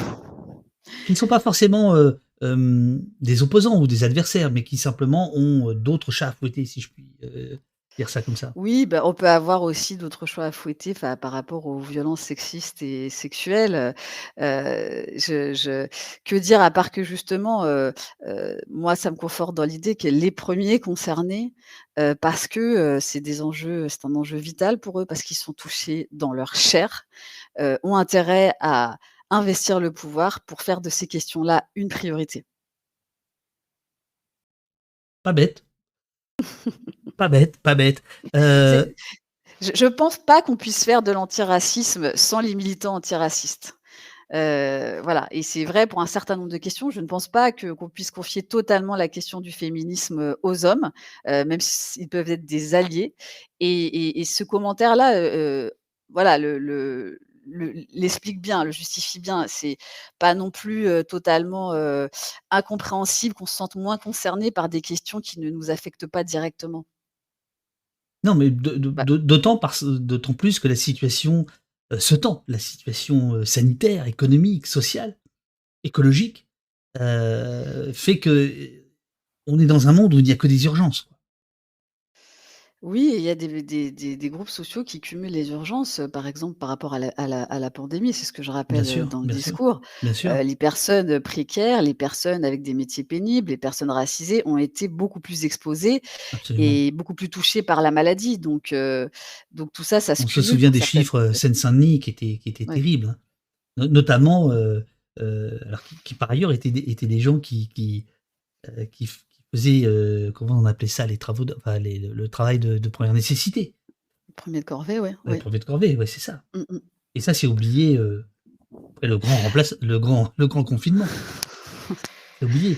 C'est ça, c'est pour ça que j'ai essayé de remettre en avant aussi, lors de la convention d'investiture. Voilà, c'est moi ce qui m'intéresse particulièrement, c'est effectivement, quand je parle des habitants des quartiers populaires, c'est ces populations qui sont, impactées à la fois par la crise sociale, à la fois par, la crise sanitaire, par le racisme et qui sont en même temps les personnes dont on parle, le moins. Alors, Borges Grassens, pose la question qui fâche évidemment. Est-ce que vous avez à un moment senti le poids de la ligne laïcarde islamophobe du PCF ou de la France insoumise? Vous allez dire Non, vous pas allez dire vous allez dire non? non, non, alors, pas dans ma campagne. Par Ouais. contre, voilà, moi je me suis déjà opposée à Fabien Roussel, publiquement, quand il a dit que Jean-Luc Mélenchon, touchait les franges, radicalisées, des quartiers. Je l'ai interpellé sur Twitter pour lui demander, ce que ça signifiait. Sur le terrain, les militants locaux, il faut quand même savoir qu'à l'intérieur des partis, il y a plusieurs lignes, y compris au sein du PCF, y compris, au sein de LV. Et moi, je crois que j'ai de la chance, ou en tout cas, je sais pas, peut-être que c'est pas dit devant moi, mais en tout cas, les militants qui font campagne avec moi n'ont pas ce type, de propos, et vu le temps qu'on passe dans des quartiers, où il y a effectivement une communauté musulmane, très importante, ce serait difficile d'articuler ce discours-là. En tout cas, moi, partout où je l'entends, je le combats. Je suis très Heu claire là-dessus. Ul Ulikmi, pardon. Pensez-vous que la promotion de l'enseignement de la langue arabe à l'école publique fait partie de la solution? Vous savez, il y a des travaux sur la résilience, des peuples, qui se déplacent, qui démontrent que, quand vous n'êtes pas coupé de vos racines, vos capacités de résilience sont plus importantes.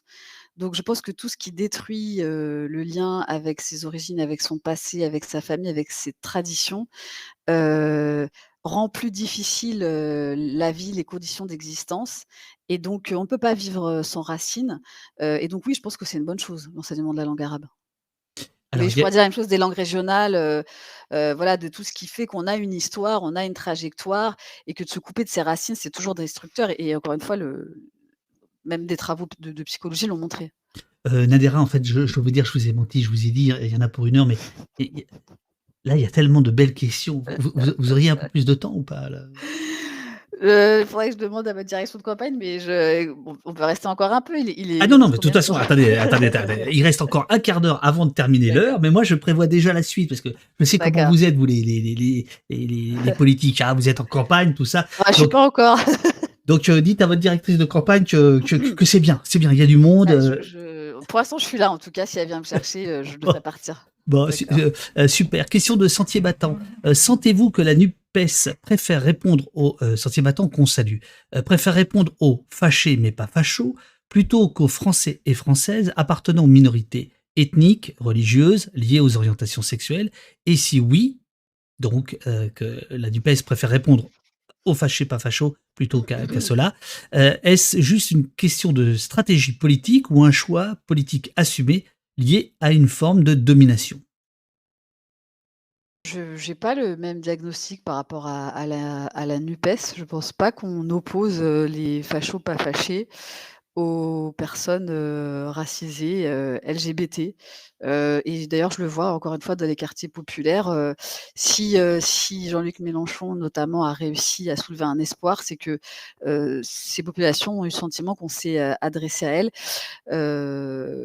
on les a pas oubliées, totalement, dans ce débat. Donc voilà, moi j'entends qu'il y aurait dans l'électorat aussi effectivement de Jean-Luc Mélenchon, une partie qui serait compatible avec les idées du Rassemblement, national. Je pense pas qu'on ait été les chercher, ces gens-là avec des arguments, spécifiques.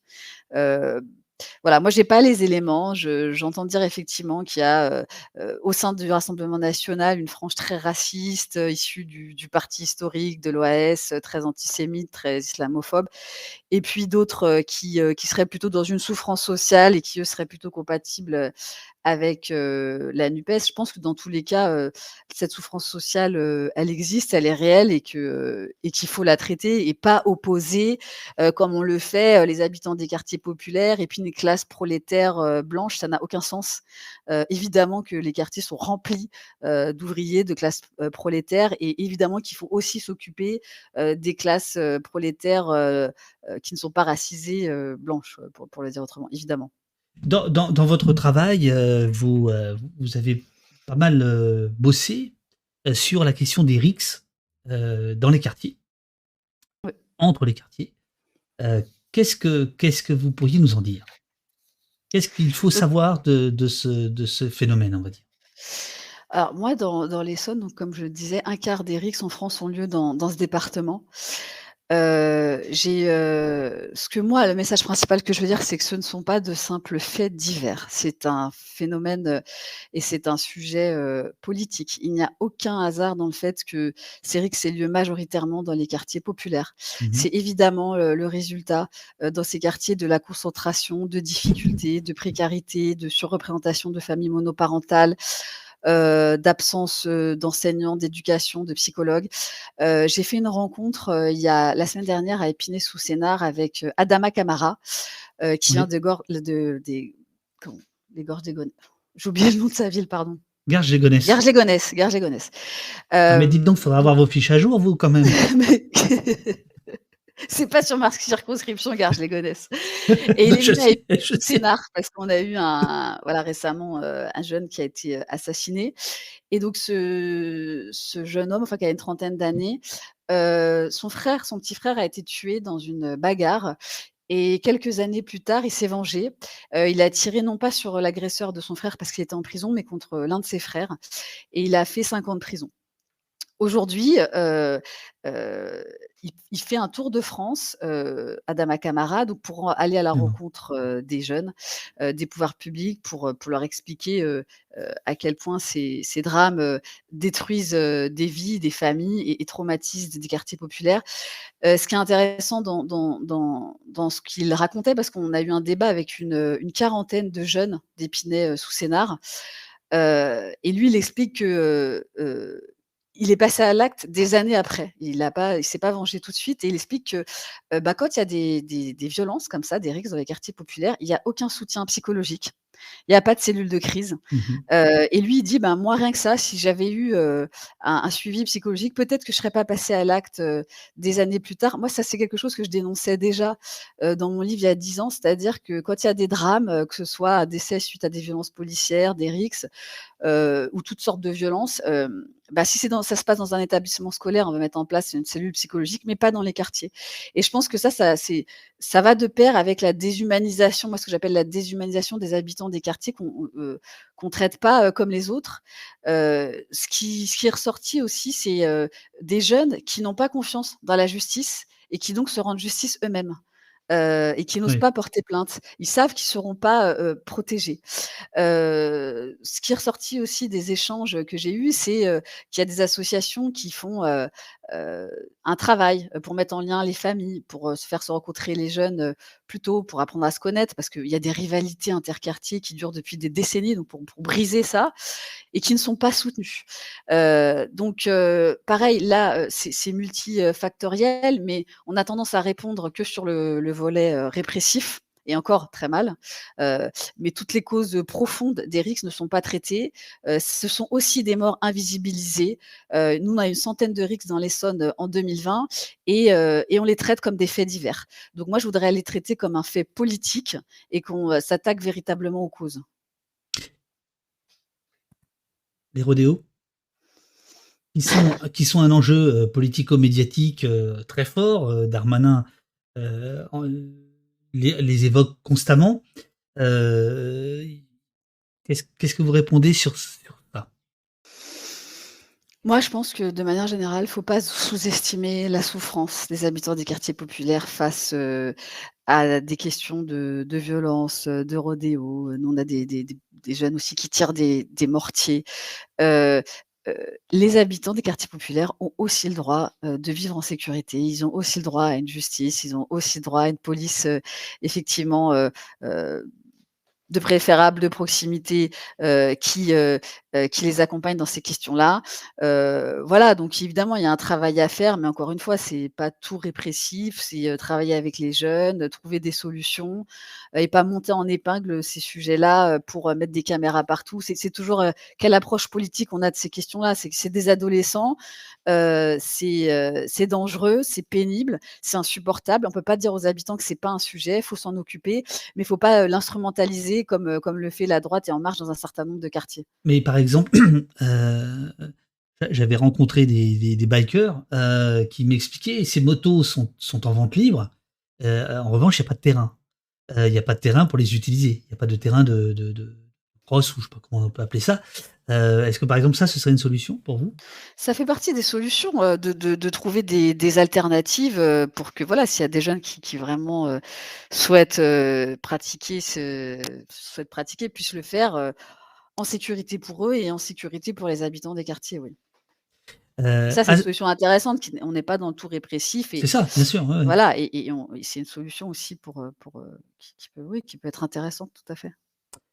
Asparoc vous demande la transition dans les cités vers une légalisation du cannabis. D'abord, qu'est-ce que vous en pensez? Alors, Mélenchon ce matin à 8h20 parlait de ça d'ailleurs sur France Inter. Est-ce que vous considérez que ça peut être la légalisation du cannabis peut être une solution d'apaisement, de redistribution des cartes? Et à ce moment-là, Asparoc vous demande comment on peut techniquement faire transitionner d'emplois illégaux vers autre chose des populations dépendantes de ces revenus. Question de droite, mais question qui se pose. La question qui se pose. Certains jeunes nous en ont parlé de ça. Ah ouais? Bon voilà, il y a des expériences, il y a des politiques qui sont menées dans d'autres pays qui démontrent que ça permet d'avoir une consommation moins dangereuse, d'accompagner effectivement les consommateurs, les consommatrices, d'avoir des produits de meilleure qualité. Après, moi, la question que je me pose, c'est oui, effectivement, si demain, c'est légalisé, les causes qui amènent des jeunes à dealer seront toujours là. Donc ils dealeront autre chose. Donc c'est pas la légalisation qui va, répondre à ces problèmes, de jeunes qui n'ont pas d'emploi et qui, voilà, se mettent à dealer. Un produit en remplacera un autre, donc faut quand même s'attaquer aux causes profondes. Et les causes, Ça sont lesquelles? résoudra pas tous les problèmes. C'est la déscolarisation, c'est le manque de perspectives professionnelles, c'est la concentration des difficultés qui fait que voilà, quand vous êtes un jeune des quartiers, vous avez sans arrêt des sollicitations pour voilà, pour faire un peu pour avoir de l'argent facile. Et voilà, quand votre avenir vous semble barré, qu'il y a des plafonds de verre, et bien il y a des jeunes qui peuvent céder à cette apparence de solutions de facilité. Le chat n'a pas l'air d'être convaincu par vos réponses. Sur le cannabis? Ouais. On n'est pas obligé d'être d'accord. Alors, j'aimerais qu'on passe à un autre point, un fait saillant, puisque vous parliez d'expérience à l'étranger. Moi, j'ai vécu à Montréal longtemps, et donc le cannabis a été légalisé, et ils ont ce terme fait saillant que j'adore. Alors comment pourriez-vous dire ça, la lutte pour les droits LGBT, ou comment dites-vous? Oui, la lutte pour les droits des personnes LGBT, c'est très bien. C'est bien, ça va? Ouais, très bien. C'est un terrain toujours compliqué, hein. Alors bon. On peut dire LGBT, QIA+, si vous voulez être exhaustif. Oui. Alors, là aussi, tac, comme toujours avec vous allez créer une qu'est-ce que vous faites là? Vous êtes en train de dire des autres choses là ou quoi? Moi, je suis en train de regarder mon agenda. C'est votre directrice de campagne, elle est là? Bah, je pense que je pourrais pas dépasser, mais on est là jusqu'à 10h comme convenu en tout cas. Ah bah arrêtez, ouais, bon, alors, donc comme toujours avec vous, paf, un projet, une association, vous avez monté 1001 lesbiennes et queer qui œuvrent à visibiliser les minorités de genre issues de l'immigration. Et bien justement, c'est une question de Oxploxo. Comment sont reçues dans les quartiers populaires les luttes LGBT que vous portez? Bah, les LGBT-phobies, elles existent partout, dans tous Bien les sûr. milieux sociaux. Donc il y a évidemment de l'homophobie dans les quartiers populaires, mais il y a aussi des personnes LGBT, il y a aussi des alliés. En tout cas, pour les premiers concernés, c'est-à-dire les personnes LGBT issues des quartiers populaires, cette nouvelle visibilité qui est permise par les collectifs comme celui que j'ai créé, puisque ça consiste effectivement à, dans notre collectif, on a des personnes donc queer, effectivement issues de l'immigration de 17 à 50 ans, qui publient leur parcours de vie sur les réseaux sociaux, donc c'est accessible à tout le monde. Donc toute la trajectoire, la découverte, par exemple de son homosexualité, son questionnement sur son identité de genre. On parle aussi de l'exposition aux LGBT-phobie, au racisme. Il y a aussi la marche des fiertés qui désormais est organisée en banlieue, dans le 93. Oui, c'était il y a quelques jours, je crois, non? C'était il y a quelques jours, Ouais, oui, c'est ça. c'était il y a pas très longtemps. Moi, j'ai pas pu y aller malheureusement à cause de la campagne. Toute cette nouvelle visibilité, elle permet de donner des rôles modèles, de donner des perspectives à des jeunes qui peuvent se sentir isolés. Et on sait que l'isolement tue, on sait qu'il y a beaucoup plus de suicides chez les ados LGBT. Donc sur ce sujet-là, je pense qu'on progresse, qu'on va dans le bon sens.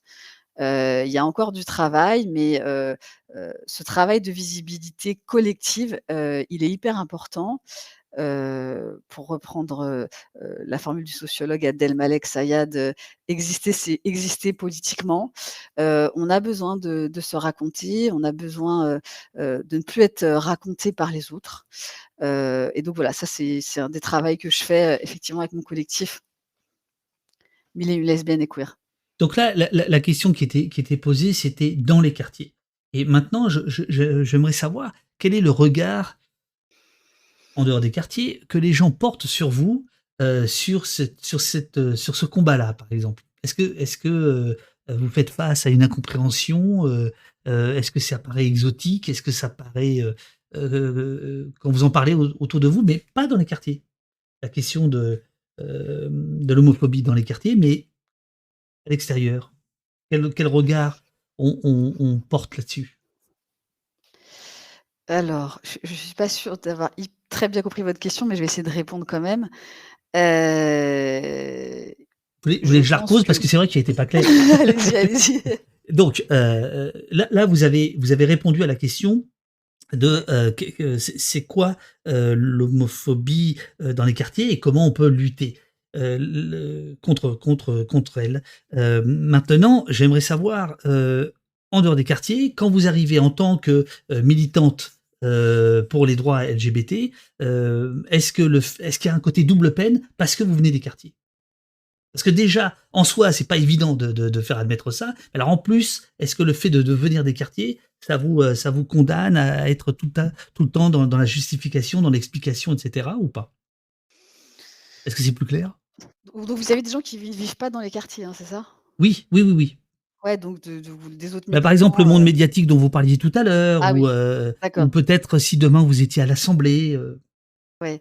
Alors nous, les militants, qu'on soit militantes féministes ou contre la LGBT-phobie, on a toujours cette même difficulté qui est que, on souhaite, lutter contre, les LGBT-phobies, contre le sexisme, contre le patriarcat qui existe dans nos communautés, qui existe évidemment dans les quartiers populaires, sans être récupéré, sans être instrumentalisé. Et c'est toute la difficulté, c'est ce qu'on appelle l'homonationalisme, c'est-à-dire l'instrumentalisation des causes LGBT à des fins racistes. L'équivalent existe, c'est le fémonationalisme. Absolument. Voilà, donc c'est pareil, c'est utiliser nos luttes contre les violences sexistes et sexuelles pour stigmatiser, pour faire croire que le patriarcat n'existe que dans les quartiers populaires, n'existe que dans la communauté musulmane, alors qu'il est partout. Donc moi, je suis toujours dans une position un peu d'équilibriste où il est hors de question que je silencie l'homophobie, le sexisme qui existe dans les quartiers comme ça existe ailleurs. Et où en même temps, j'ai besoin voilà, de parler de ces sujets-là, mais sans récupération. Donc je passe quand même pas mal de temps à rappeler que c'est des luttes qui sont universelles.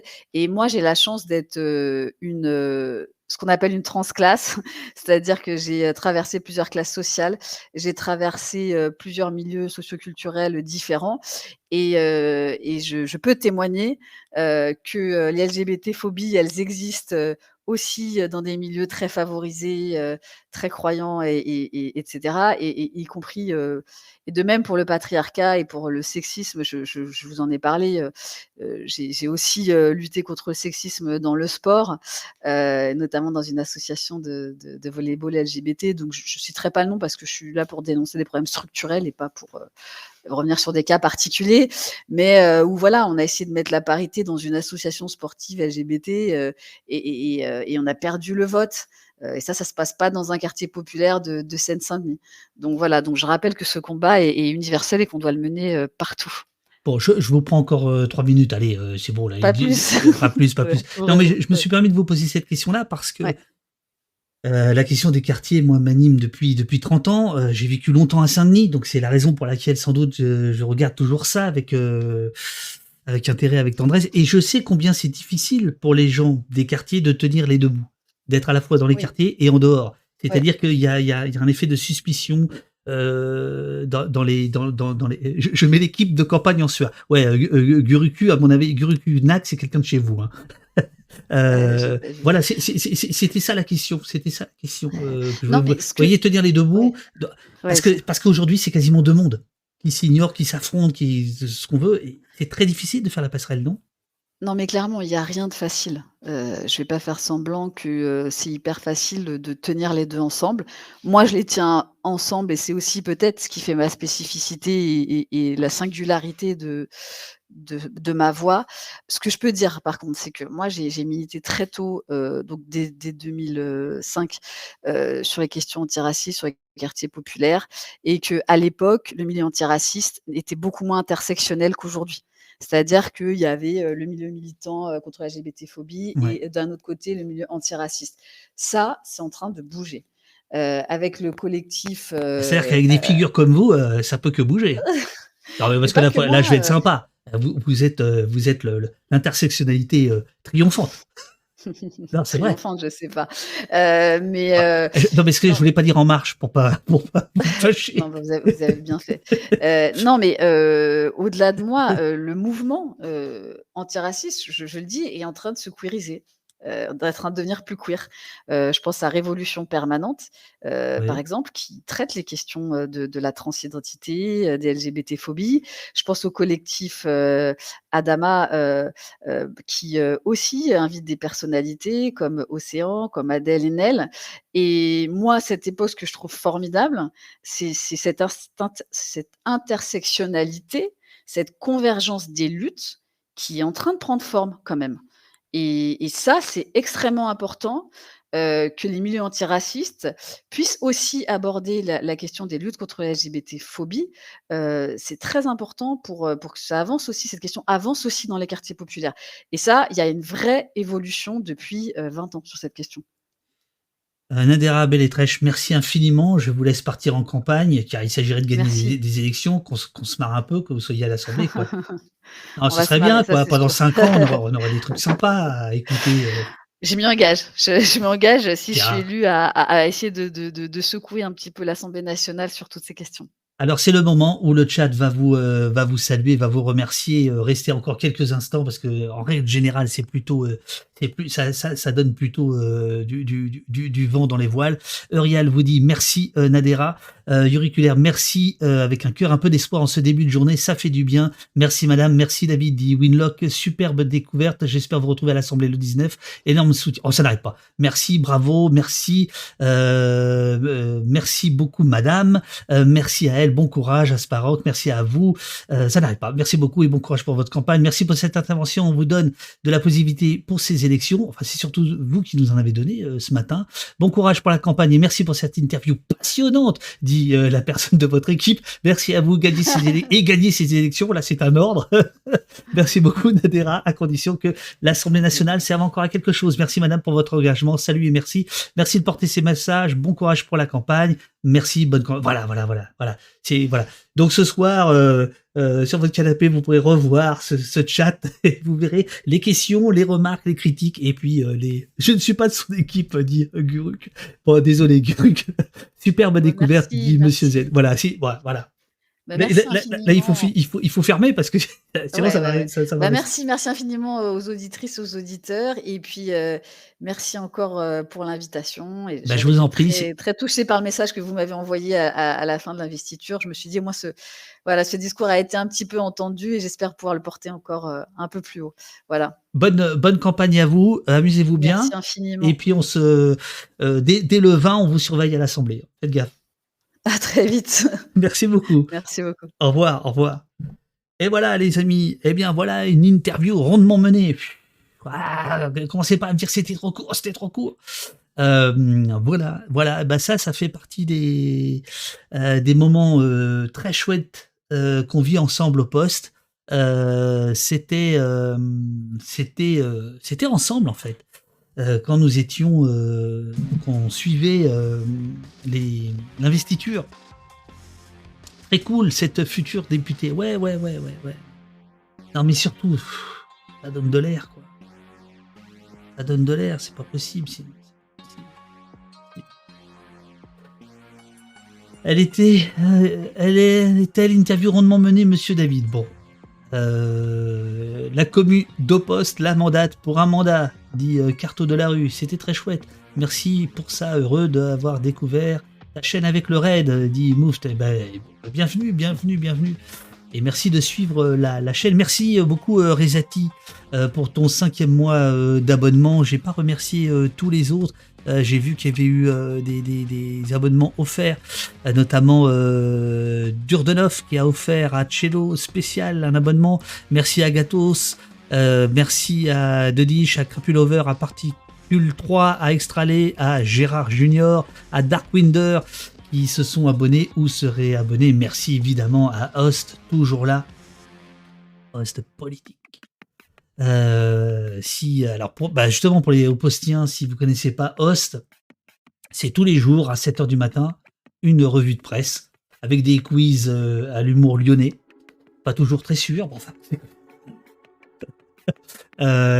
qui est très très chouette moment à écouter chaque matin. Nostalgique, très agréable à écouter cette interview, réveil en douceur. Très cool cette future députée. Je suis en train de me dire que si elle est au 2e tour, on pourrait... Parce que bon... Bon, on verra. Voilà. Super belle découverte, cette femme politique, ça fait du bien. Une parole avec du contenu, on n'a plus l'habitude.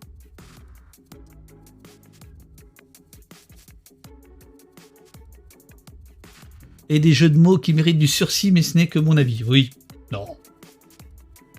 On n'est pas pour la prison ici. Alors, chers amis, moi je vais aller me prendre un petit café.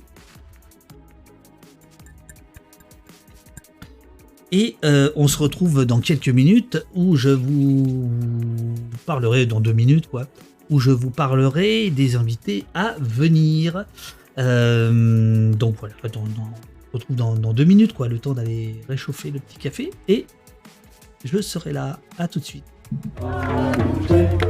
Et si tu tires avec le cœur, c'est ce qui tombe dans le discours à liberté.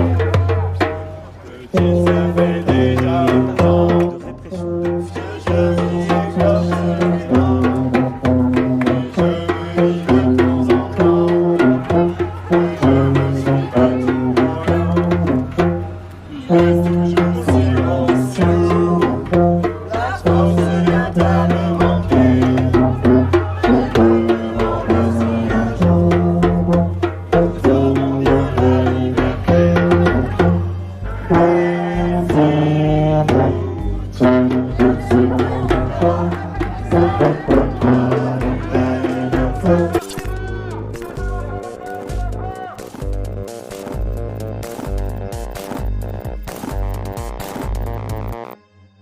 Monsieur le préfet de police, rien n'est plus destructeur que le sentiment d'impuissance et d'injustice.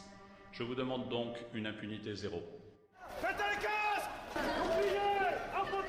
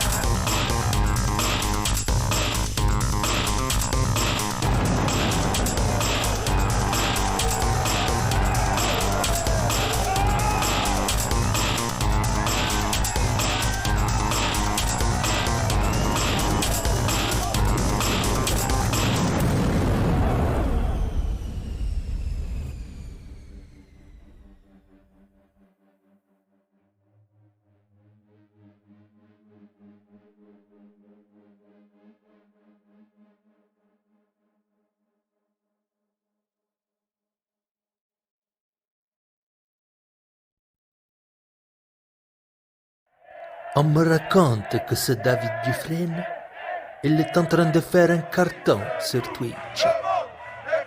Son stream s'appelle Au Poste. Et voilà, et voilà.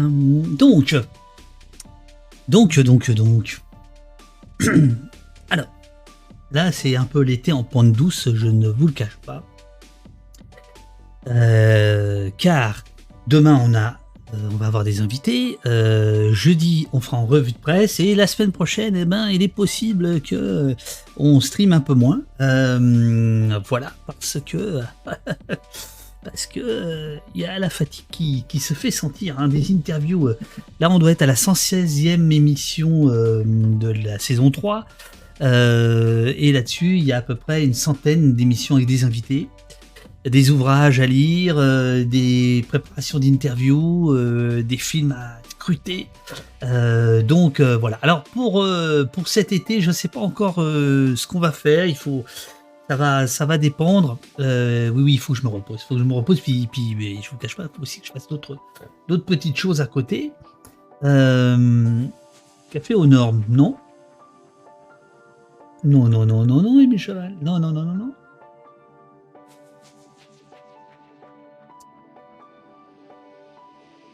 Alors, j'ai invité Fabien Jobard parce que j'aimerais beaucoup que parmi les derniers invités d'Au Poste de la saison 3, il y ait Fabien Jobard. Donc voilà, Fabien Jobard qui était ce matin sur France Info. Tiens, à la limite, je vais vous le faire écouter. Fabien Jobard, sociologue de la police, directeur du CESDIP. Pour ceux qui ont vu Un pays qui tient sage, il apparaît plusieurs fois dans le film, sociologue, et il était invité, je vais vous mettre ça, il était invité ce matin sur France Info, et il était brillantissime, et moi je voulais pas, je ne voulais pas qu'Au Poste se transforme en Un pays qui se tient sage 2, donc j'ai pris soin de ne pas réinviter tous les gens qui sont dans le film, quand bien même je les aime beaucoup pour la plupart, mais bon voilà, Fabien, j'ai vraiment envie qu'on termine avec lui, qu'il soit un des derniers invités, donc il viendra, ça c'est dans les jours qui viennent. Il y a les Mutins de Pangée qui vont venir aussi, il y a quelques ouvrages que je suis en train de lire qui vont amener des discussions et des entretiens, donc grosso modo jusque fin juin, on va aller comme ça en été en pente douce, et puis cet été on va faire ouais, faut pas mollir, eh oui, Olivier Azam, il est là, faut pas mollir. Normalement Olivier c'est la semaine prochaine, mais il est possible qu'on décale, mon cher Olivier, je te l'apprends en direct, je suis désolé. Voilà, donc on est en train d'essayer de mettre au point des stream camping, on verra ce qui va se passer. Est-ce qu'il y aura une activité parlementaire dès cet été? On verra. Et puis justement dans les jours qui viennent, dans les jours qui viennent, on va discuter quand même de la rentrée. C'est-à-dire qu'est-ce qu'on fait à la rentrée par rapport au poste? Est-ce qu'on continue? Est-ce qu'on continue comme ça? Alors, je vais vous faire écouter. Est-elle suffisamment? Je vais vous faire écouter donc Fabien Jobard, qui était ce matin à France Info. Ici, voilà.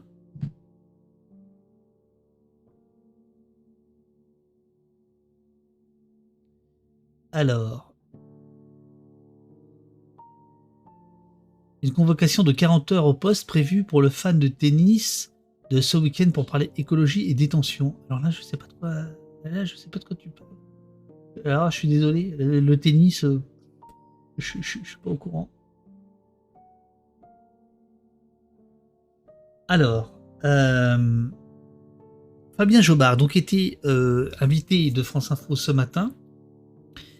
Il a été évidemment question de ce qui s'est passé samedi à Paris, la mort de cette passagère de 22 ans, le conducteur grièvement blessé, 3 policiers en garde à vue, et un débat politique qui s'est enflammé tout le week-end. Ah oui, la jeune femme de Roland Garros. Ah oui. Oui, je les connais pas. Ils sont bien ces gens-là. Et donc voilà. Et écoutez ce que Fabien Jobard dit sur la question de la légitime défense, la présomption de légitime défense. Vous allez voir, il y a des chiffres de l'IGPN absolument passionnants. Fabien Jobard, superstar. Fabien Jobard, il faut donc qu'une vie soit menacée pour qu'un policier ait le droit de tirer en légitime défense. Cette loi est-elle suffisamment claire ? Non, cette loi, elle est très problématique et je vais vous expliquer pourquoi. Elle a été adoptée le 28 février 2017 et l'IGPN, dès le mois de juillet 2017, publiait une note alors confidentielle pour expliquer que le nombre de tirs par les policiers et les gendarmes, mais surtout en réalité par les policiers, avait cru de 50%. En gros, s'il y a... Dans la foulée de cette loi. Exactement. Au premier semestre 2017 par rapport à la durée, au mois équivalent, premier semestre 2016. Cette loi est venue en réalité mettre de la confusion dans des textes qui étaient très clairs. Et ces textes, c'était ceux sur la légitime défense. On ne peut employer son arme que pour sauver sa propre vie ou la vie d'autrui s'il y a un danger, dit la loi, actuelle et immédiat, c'est-à-dire si on est immédiatement menacé. L'usage de l'arme doit être absolument nécessaire, strictement nécessaire et absolument proportionnel au danger encouru. Et la loi est venue introduire une notion un peu compliquée, et si vous lisez la loi, vous verrez que c'est un petit peu sibyllin, sur « Ah oui, mais alors lorsqu'il y a refus d'obtempérer et que le policier peut imaginer raisonnablement que la personne va porter atteinte, risque de porter atteinte... Si elle est susceptible de porter atteinte à la vie des policiers ou à celle d'autrui. C'est ce point-là qui, pour vous, n'est pas compatible avec une décision qu'il faut prendre en une fraction de seconde. Exactement. Et c'est ce qui explique la croissance considérable des tirs policiers, notamment, bien sûr, dans les cas de refus d'obtempérer, avec éventuellement le calcul du policier qui se dit s'il y a un refus d'obtempérer ou s'il y a eu comportement dangereux de la part du conducteur à mon égard, alors la personne qui vient de passer le barrage, qui vient de me dépasser, qui ne me pose plus en tant que policier un danger immédiat, peut porter atteinte à l'intégrité physique d'autrui, donc je tire. Et ça n'était pas le cas auparavant, si vous voulez. Et donc, cette loi qui a toute une histoire, c'est une loi qui a été... Après le drame de Viry-Châtillon, où des policiers avaient été victimes de cocktails Molotov. En fait, après la mise en examen d'un policier qui avait tiré dans le dos d'un individu, entre les deux tours de l'élection présidentielle 2012, donc vous imaginez le climat, le syndicat Alliance réclame cette loi. Et cette loi, effectivement, à cause du mouvement des policiers en colère suite à l'agression de 4 d'entre eux à Viry-Châtillon, cette loi passe en quelques mois au Parlement, elle est adoptée. Immédiatement dans la foulée, le nombre de tirs policiers augmente considérablement. Voilà, c'est Fabien Jobard, directeur du CESDIP, sociologue, pour moi le meilleur connaisseur des questions de police, qui était donc invité ce matin sur France Info, Fabien Jobard, un vieux copain que j'ai invité au poste, qui viendra, j'espère, pour finir la saison à la fin du mois, quelque chose comme ça. Il faut simplement qu'il arrive à choper son petit mulot, quoi. Voilà. Alors, les amis, demain, bah justement, je vais aller voir ça tout de suite. Demain, nous allons avoir... non, c'est pas pause, c'est celle-ci que je veux faire. Voilà. Demain, nous serons avec Maxime Combes et Olivier Petitjean, auteur du livre « Un pognon de dingue, mais pour qui ? L'argent magique de la pandémie ». Il me reste la conclusion à lire. L'argent magique existe et ce sont les entreprises qui en profitent. En 2 ans de pandémie, elles ont obtenu des centaines de milliards d'aides d'euros nouvelles qui se sont ajoutées aux milliards d'euros d'aides directes ou indirectes déjà en place, qui sont dès lors les assistés. Le vrai pognon de dingue est celui qui alimente les caisses des grands groupes, pas celui qui finance les services publics ou la protection des plus démunis. Avec Maxime Combes, économiste, Allo Bercy, c'est lui, et Olivier Petitjean, journaliste, on décortique le quoi qu'il en coûte. Ils seront donc là demain à 9h. Et je vous invite vraiment à être ici pour les écouter, parce qu'il y a plein de révélations dans ce petit ouvrage paru dans la collection Don Quichotte à Le Seuil. Ça c'est pour mercredi, et pour jeudi, nous serons ensemble, chers amis, pour une revue de presse joyeuse et caféinée. Revue de presse et du web, point d'ordre et de désordre, c'est jeudi matin. C'est aussi l'occasion de discuter un peu comme on est en train de le faire là. Non, c'est pas que les paradis fiscaux, hein, justement. Et bienvenue à Don Mescalito, qui vient de remonter en grade grâce à son 4e mois d'abonnement. Ça, c'est de l'argent magique. C'est le moment ou jamais de faire couler l'argent magique, chers amis. Et puis, par l'entremise des mutins de Pangée, nos amis, nos alliés, nos camarades. Faut pas mollir. Les mutins de Pangée, la meilleure plateforme de VOD qui existe au monde. Alors j'ai pas compris, là, ils ont lancé un truc coopératif. J'ai pas bien compris, Olivier. Je sais pas si c'est encore dans le chat. J'ai rien compris à votre histoire. On gagne de l'argent en louant vos films. J'ai rien compris. Bon, bref, tous à Uzès. Donc, Uzès, c'est en Gironde. Tous à Uzès, première rencontre intergalactique au poste le 19 août 2022, sur place et sur Twitch avec Cinémutin. Rendez-vous en Gironde, au Uzès musical, pour notre café géant. On ne sait encore foutrement rien de comment on va organiser ça, mais on va le faire. La manifestivité politique d'Occitanie océanique aura lieu du 12 au 20 août. Au poste se glissera le 19 pour une rencontre in vivo de toutes les cellules dormantes d'ici et d'ailleurs, l'occasion d'un grand raout. Donc, Émile Cheval, qui nous dit trop hâte, est déjà en train de réserver des places au camping. Un corner au poste est en train de se créer. C'est complètement démentiel. Voilà,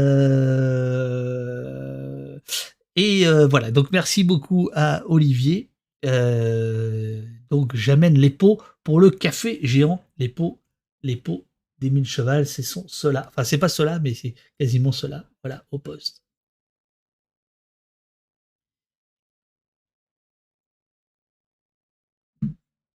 Donc, ça c'est pour le 19 août.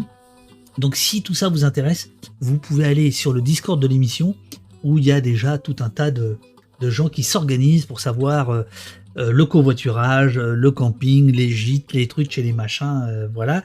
Et j'ai eu, grâce à Olivier, qui est dans le chat des mutins, j'ai eu les gens d'Uzès qui m'ont dit qu'il n'y aurait pas de problème pour organiser au poste. Donc l'idée, c'est de discuter entre nous et de faire un live. Et évidemment, ceux qui ne veulent pas être filmés se mettront derrière, et ceux qui veulent l'être se mettront devant.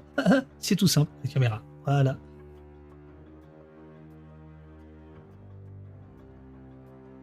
Voilà, je vois qu'il y a un dialogue fécond dans le chat.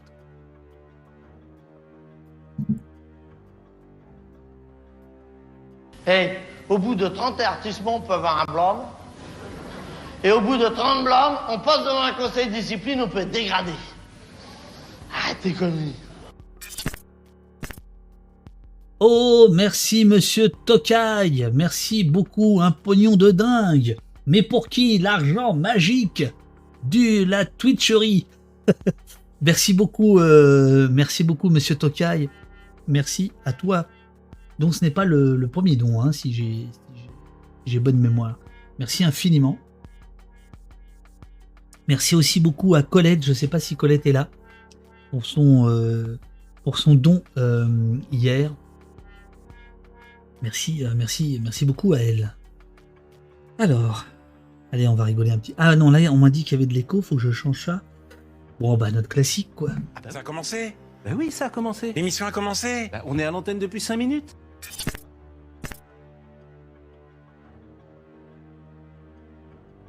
Alors Alilo, oui, Alilo, le 19 août à Uzeste,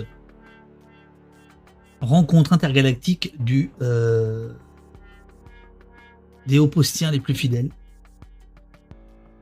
Je vous rappelle que vous devez faire pression sur Jessie et Urial pour qu'elles viennent, les deux modos. Olivier, c'est à peu près sûr. Robin, on n'a pas de nouvelles. Je pense qu'il a disparu, je sais pas. Alors par ailleurs, je sais pas si je devrais le dire, enfin bon. Sachez que les mutins de Pangée sont en train de débaucher Olivier et Robin. Hein. C'est-à-dire que, voilà. Hein. Donc c'est pour ça que j'ai plus de nouvelles de Robin. C'est parce que maintenant, ils bossent pour les mutins. C'est génial. C'est génial. Si on veut pas être filmé, on mettra un masque ou une cagoule, dit 1000 cheval. Oui, très bien, très bien. Ah, elle est là, Colette. Merci beaucoup. Colette, c'est Azélis Basson. Merci beaucoup, beaucoup, beaucoup pour ton soutien depuis des mois et des mois, dont on a bien besoin. Oui, on est des chasseurs de tête. Ouais, mais bon, concurrence déloyale, parce qu'avec les moyens comment dirais-je, des mutins de Pangée, c'est quand même dément. C'est quand même dément. Voilà, chers amis, est-ce qu'on fait un petit raid?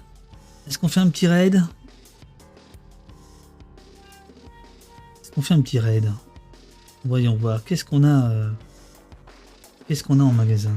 Mademoiselle, êtes-vous sûre de nous dire absolument toute la vérité? Pas exactement. Il n'y a plus une goutte de café dans cet avion. Alors, je regarde ce que j'ai en magasin. Samuel Etienne, Rivinzi, regarde ce que j'ai, hein.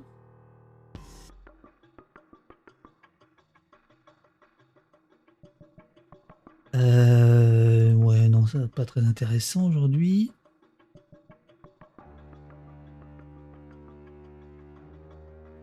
Ah, Samuel Etienne, ça fait longtemps qu'on n'y est pas allé. Les services publics à bout de bras. C'est la revue de presse. Hein? Vous voulez apporter un drone? T'imagines? Imagine au poste par drone. Justement, on donne la papate, faut envoyer faut envoyer de la police.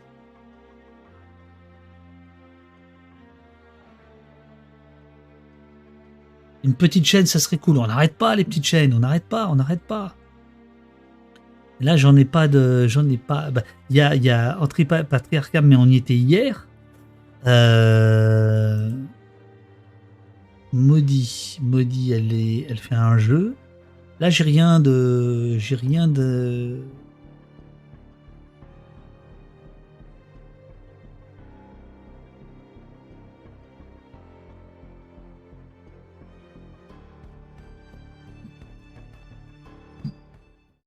Voilà une classe qui se tient sage.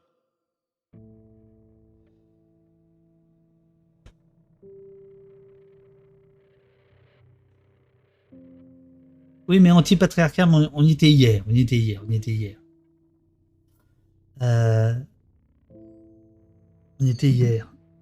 Amis de la police et du café, des luttes LGBT et des quartiers.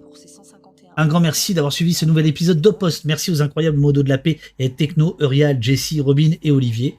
Merci à Émile Cheval pour les tasses et mugs maison, Valeur Anarchiste pour le néon connecté, Geoffrey Dorn pour les logos, Sophie pour les débuts, Théo la terreur pour les sons, Blast pour le visuel et le partenariat. Musique gracieusement concoctée par JC, Mortenskank et Scorch. Bienvenue à Don Mescalito, 4e mois, Rezati, 5e mois, Cello Spécial, 1 mois, Agathos, 5e mois, Deditch, 2e mois, Pullover, 12 mois, Particule, 3, 6e mois, Extralé, 3e mois, Gérard Junior, 4e mois, et Darkwinder, 12 mois. Durdenov, qui a aussi offert un abonnement. Merci infiniment à Monsieur Tokai pour son don. Merci beaucoup, Medelbel. Marcel Duchemin, je connais pas. C'est quoi Marcel Duchemin déjà?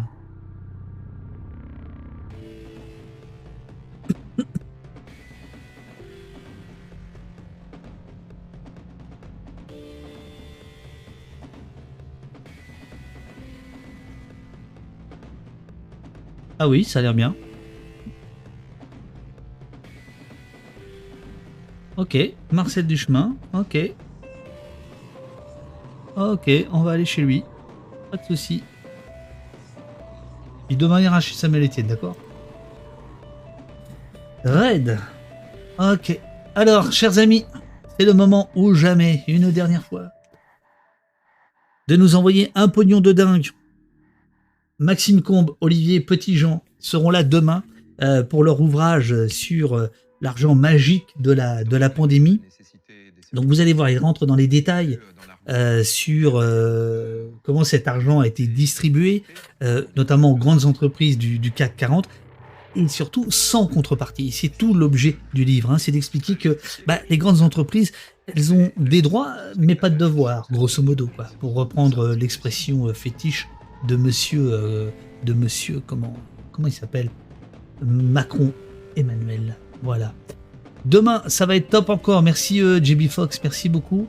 Bonne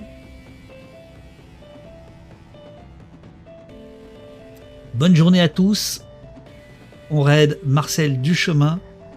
Merci à tous ceux qui s'abonnent, merci à tous ceux qui donnent. Ça nous permet aussi d'avoir un peu de visibilité sur la rentrée, sur ce qu'on peut faire, etc. Je vous salue, je vous embrasse et je vous dis à demain, 9h, je lance le raid. Bien, bonjour à monsieur Marcel Duchemin.